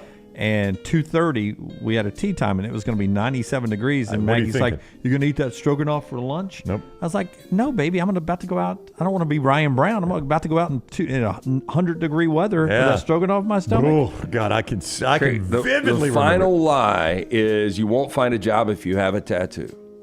Yeah, I think we're well past that now. That might have been true at one point. Probably so. Yeah. Probably so. But you think about it, a lot of guys that came back from the war got a tattoo. They just it didn't show a lot because on their upper arm. Yeah, that's why I got mine where I did in case I ever need a job. Yeah. So, 55-year-old man facing felony charge in South Florida for a bizarre impersonation scheme that left pizza customers getting a raw deal, according to authorities. Police said he ran an elaborate scheme to defraud tourists staying in the hotels of Miami Springs by pretending to be a well-known local pizza parlor. Now, according to police, customers who thought they were ordering pies from Roman's Pizzeria were instead getting subpar slices from Jose Alvarez, pictured right here. Now, Alvarez, quote, distributed fake pizza flyers to hotel rooms near Miami International Airport, advertising Roman Pizzeria, misleading visitors. Jesus Roman, the proprietor of the real Roman's Pizzeria, who's been cooking up pies for 4 decades, said that Alvarez's pizzas were, quote, bad, uncooked, and sometimes were sent in a box with a piece of raw dough. Yeah. Now, police said the fraud had been going on for several years and causing significant hardships for the real Romans, including complaints to the Better Business Bureau, negative reviews, and upset customers. After Roman went to police, officers arrested Alvarez on a charge of organized scheme to defraud and booked him into jail early Monday morning. They did go heavy on the sign there, Rockstar. A lot of money spent on that one. Yeah, that's yeah. I'll tell you what we're going to do. We're going to get the R and the A bigger around the phone number. You're welcome. That jumps, man.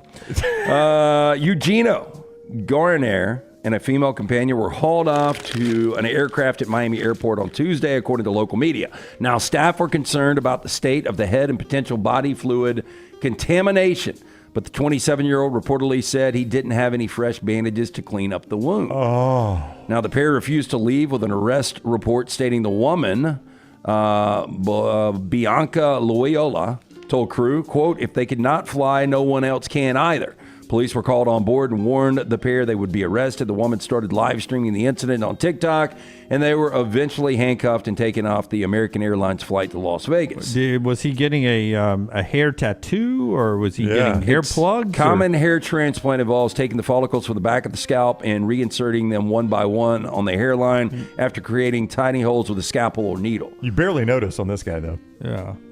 I did. He went aggressive, like straight hairline, though, with his replacement. Before we had Dr. B, there was some really aggressive ways of trying to grow hair back. Yeah. And I had a coworker one time that had while doing his show, had a little blood running down his forehead. I've seen it.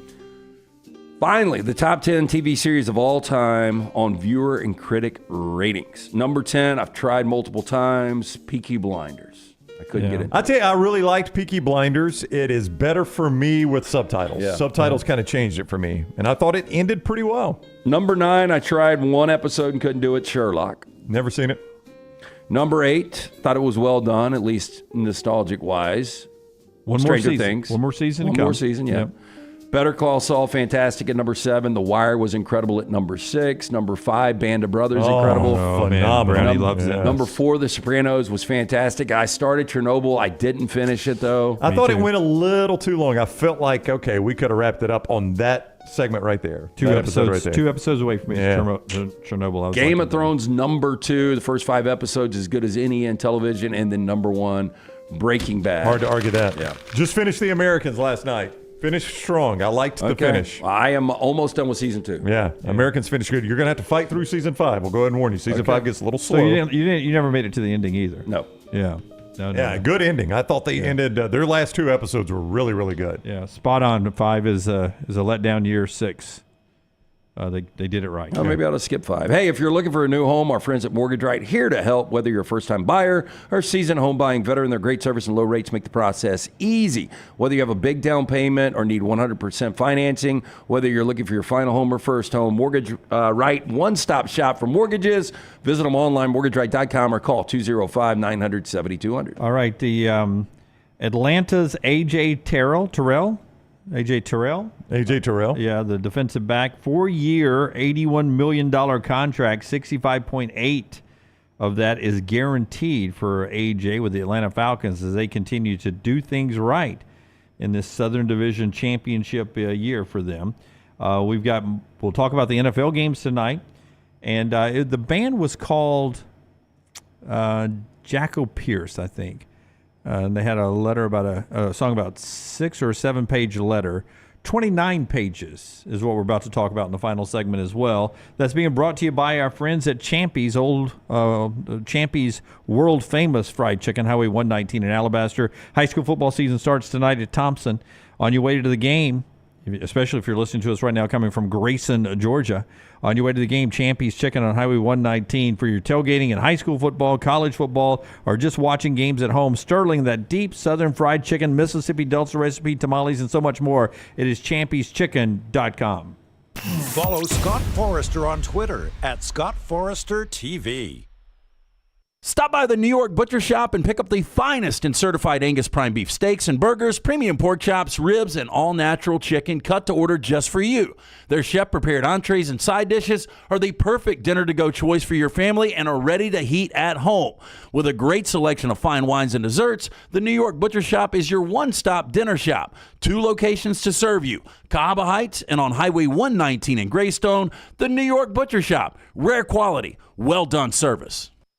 Twin Peaks is the best in the game. Here, you're in the red zone for every college rivalry and divisional matchup all season long. I mean, where else are the scenic views as good as your view of the game? Only at Twin Peaks, the #1 sports bar. Take TNR on the go with a podcast built for your satisfaction. Miss Hour 1? Find it in podcast form. Miss Hour 2? Stream it now. Miss Hour 3? Download it for later. Miss Hour 4? Well, just know it's never coming back. Listen to TNR wherever you find podcasts. Hey, you. School's coming back. Time to gear up. And at New Balance Birmingham, we know what's up. Before hitting the books, check out the looks. Come together at New Balance Birmingham on Highway 280, right next to Chick-fil-A. New Balance Birmingham, we got now.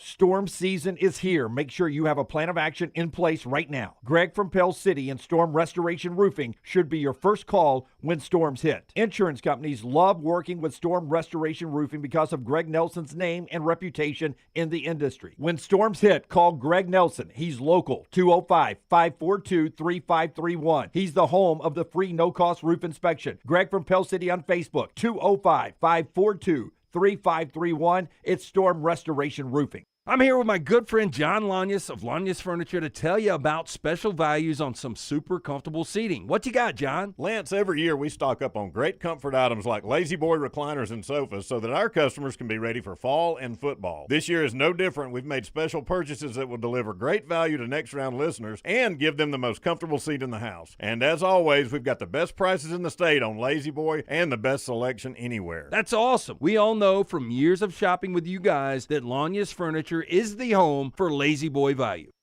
Excitement awaits at Barber Motorsports Park for the Fanatec GT World Challenge America, September 6th through the 8th. It's a high-octane weekend you won't want to miss. Witness some of the most iconic sports cars like Lamborghini, McLaren, Porsche, and Ferrari battling it out on the track.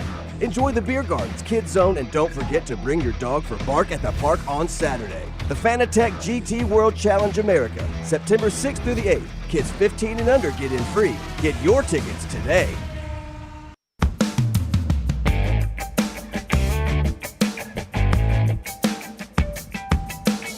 Back with you on the next round as we continue on. The Under the Lights magazine is out. Our buddy Kyle, local high school, he and his staff put this together. The 2024 Prep Football Preview. Hard to believe real games start this year, tonight, in fact. So it should be a lot of fun. A lot of Georgia teams coming over to play Alabama teams tonight. But always a good time. Always love hearing the bands and the crowds and everything happening on a Friday night. NFL football tonight as well. Colts and Bengals. Going to let LT tell you about Lance's Lock and Hemphill, but I will tell you, and Lance can speak to this, Bears and Chiefs in the other game. 7 o'clock Amazon for Colts and Bengals, 7:20 NFL Network for Bears and Chiefs. I was reading, LT, that the Colts will play their first stringers either in the second quarter or into their second quarter. So does that impact you at lanceslock.com when you're trying to figure out these week 3 games on who's going to play any of the ones? Week 3 are pretty tricky. I actually stayed away from that game. We do have a play on the second game, or I guess they go off at the same time, on the Bears-Chiefs, which is on the NFL Network, kicking off at 7:20 tonight. Okay, so 7:20 tonight for that one. Hemphill brings you Lance's Lock every day. 205-229-2090. That is the number you need to call if you experience any cooling, heating, or plumbing issues in your home or business. They are ready to serve you. Adam, Chad, Andrew, the guys there. 205-229-2090. HemphillServices.com. It's hard to stop a train. We will have one more announcement here on this show about some of our coverage happening this year. That coming up momentarily. Don't forget, a new pennant grace is happening at 12:15, talking a little baseball. A big commitment yesterday for Oklahoma. They get 5-star offensive lineman Michael Fasuzi. He picks Oklahoma over Texas and Texas A&M. They're excited about that commitment happening for next year. And I did mention little Chiefs action tonight. Doubtful you'll see any of Travis Kelce, but you'll be able to see a lot of him very soon. I saw this. Travis Kelce, his first movie role. I did not get to it yesterday, but I will get to it right now. Loose Cannons, from the director of John Wick, the latest John Wick movie. He's the guy directing it, but it's an action comedy. Yeah. Loose Cannons. Travis Kelce is a star as one of the detectives in Loose Cannons. Oh, so he doesn't get shot? I would say, though, really don't waste your time doing Academy Award voting. Wouldn't you think? You never know. No, I would say it's probably a shoe-in. Oh, I see what you're saying. Yeah. Yep. Loose Cannon's probably going to be. It's probably going to be the talk of Oscars night. The SEC made their announcement. It is 29 pages long. The tiebreakers and all the scenarios to see who gets the position in the Southeastern Conference championship game. Probably if you had tied teams, you just ask them, do you want to play or not? and let them decide. See if two people want to play. But it's 29 pages. It's always very easy if the tied teams played each other that year. Any tiebreaker always starts with head-to-head. I mean, that's the easiest way to do it. Easiest way to do it. And makes the most sense. I'm going to guess, though, we're probably more often than not going to have more than 2 tied teams. That's going to be my guess. And then it gets really complicated after that. And it goes all the way down to number 7 where there's a draw, but there's a lot of explanations about all of that between 1 and 7 that covers 29 pages of text there to get to the SEC tiebreakers. I am fascinated to see how much coaches value getting that bye. Because, I mean, the question would be, to your point, Jim, like if I'm the team that's already locked in and I've got no say-so in it, I'm in.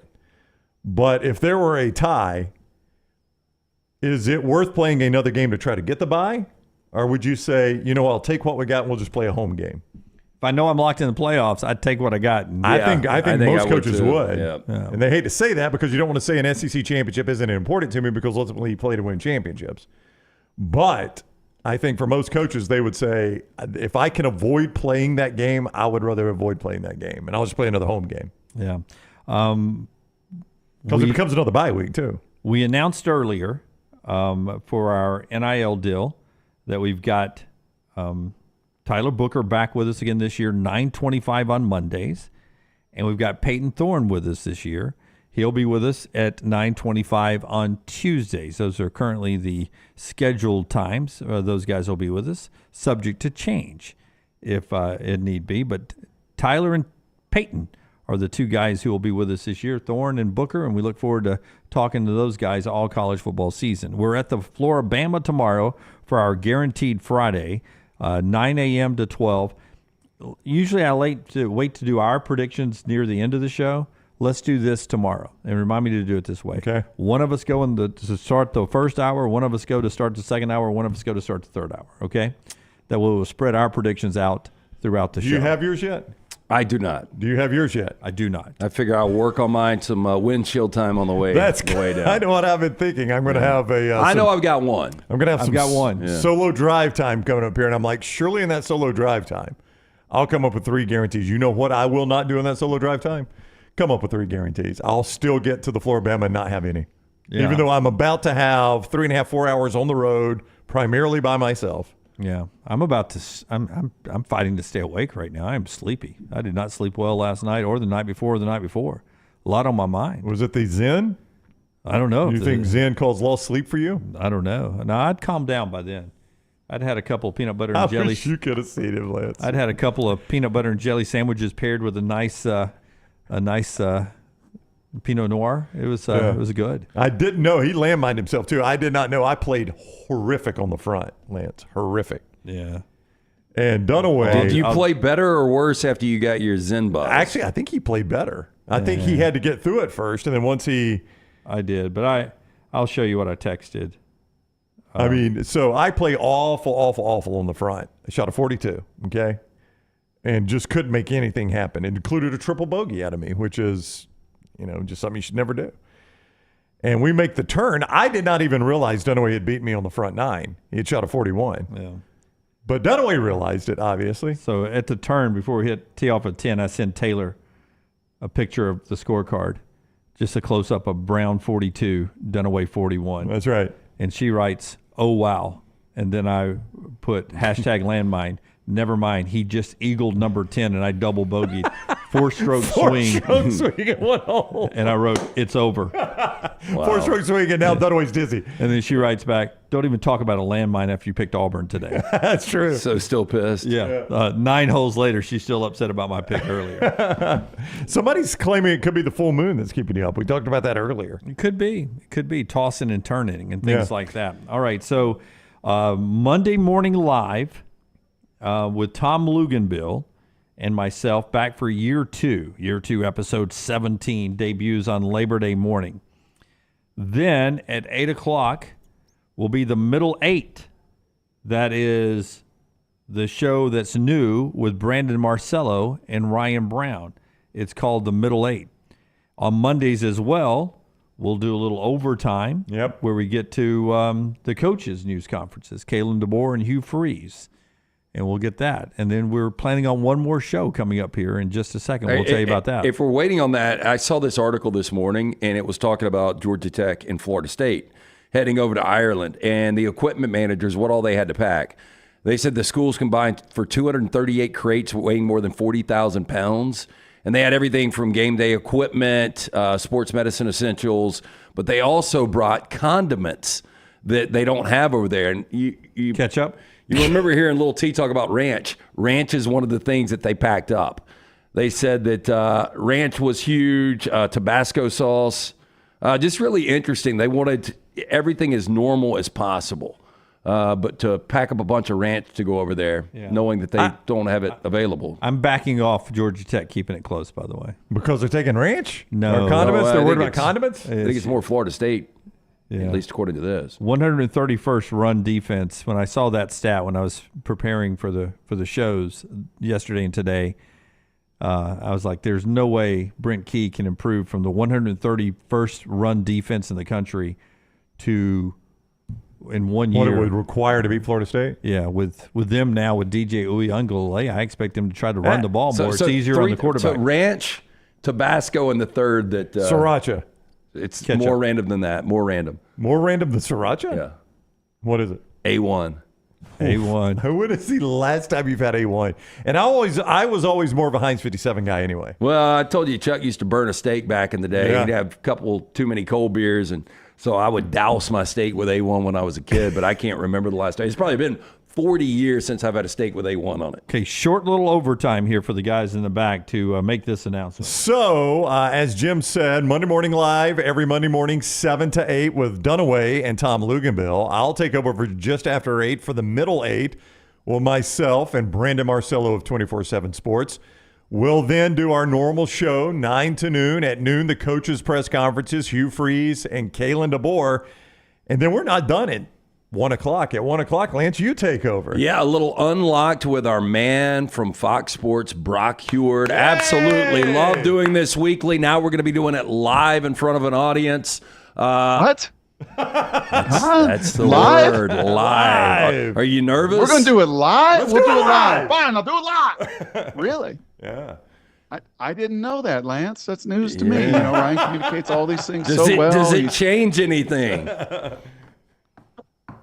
No, I don't think so. I know you had to edit so much last year, the crap that I was spewing to make chicken salad often. So, yeah, if you're inviting me back, you know the product. So, Dude, I look, we said this before we did Unlock last year. We really, obviously, respect the heck out of you. You are one of the best in the business. And just to be able to have your time and just pick your brain on both, not only college football, but the NFL, I'm just more than excited, man.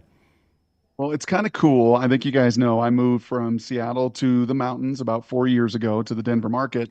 And I remember when Russell got traded to Denver, I'm like, oh, this is perfect for our sister station that I do work with and some shows with. I'm like, this is my wheelhouse. I know Russell Wilson like the back of my hand for 10 years.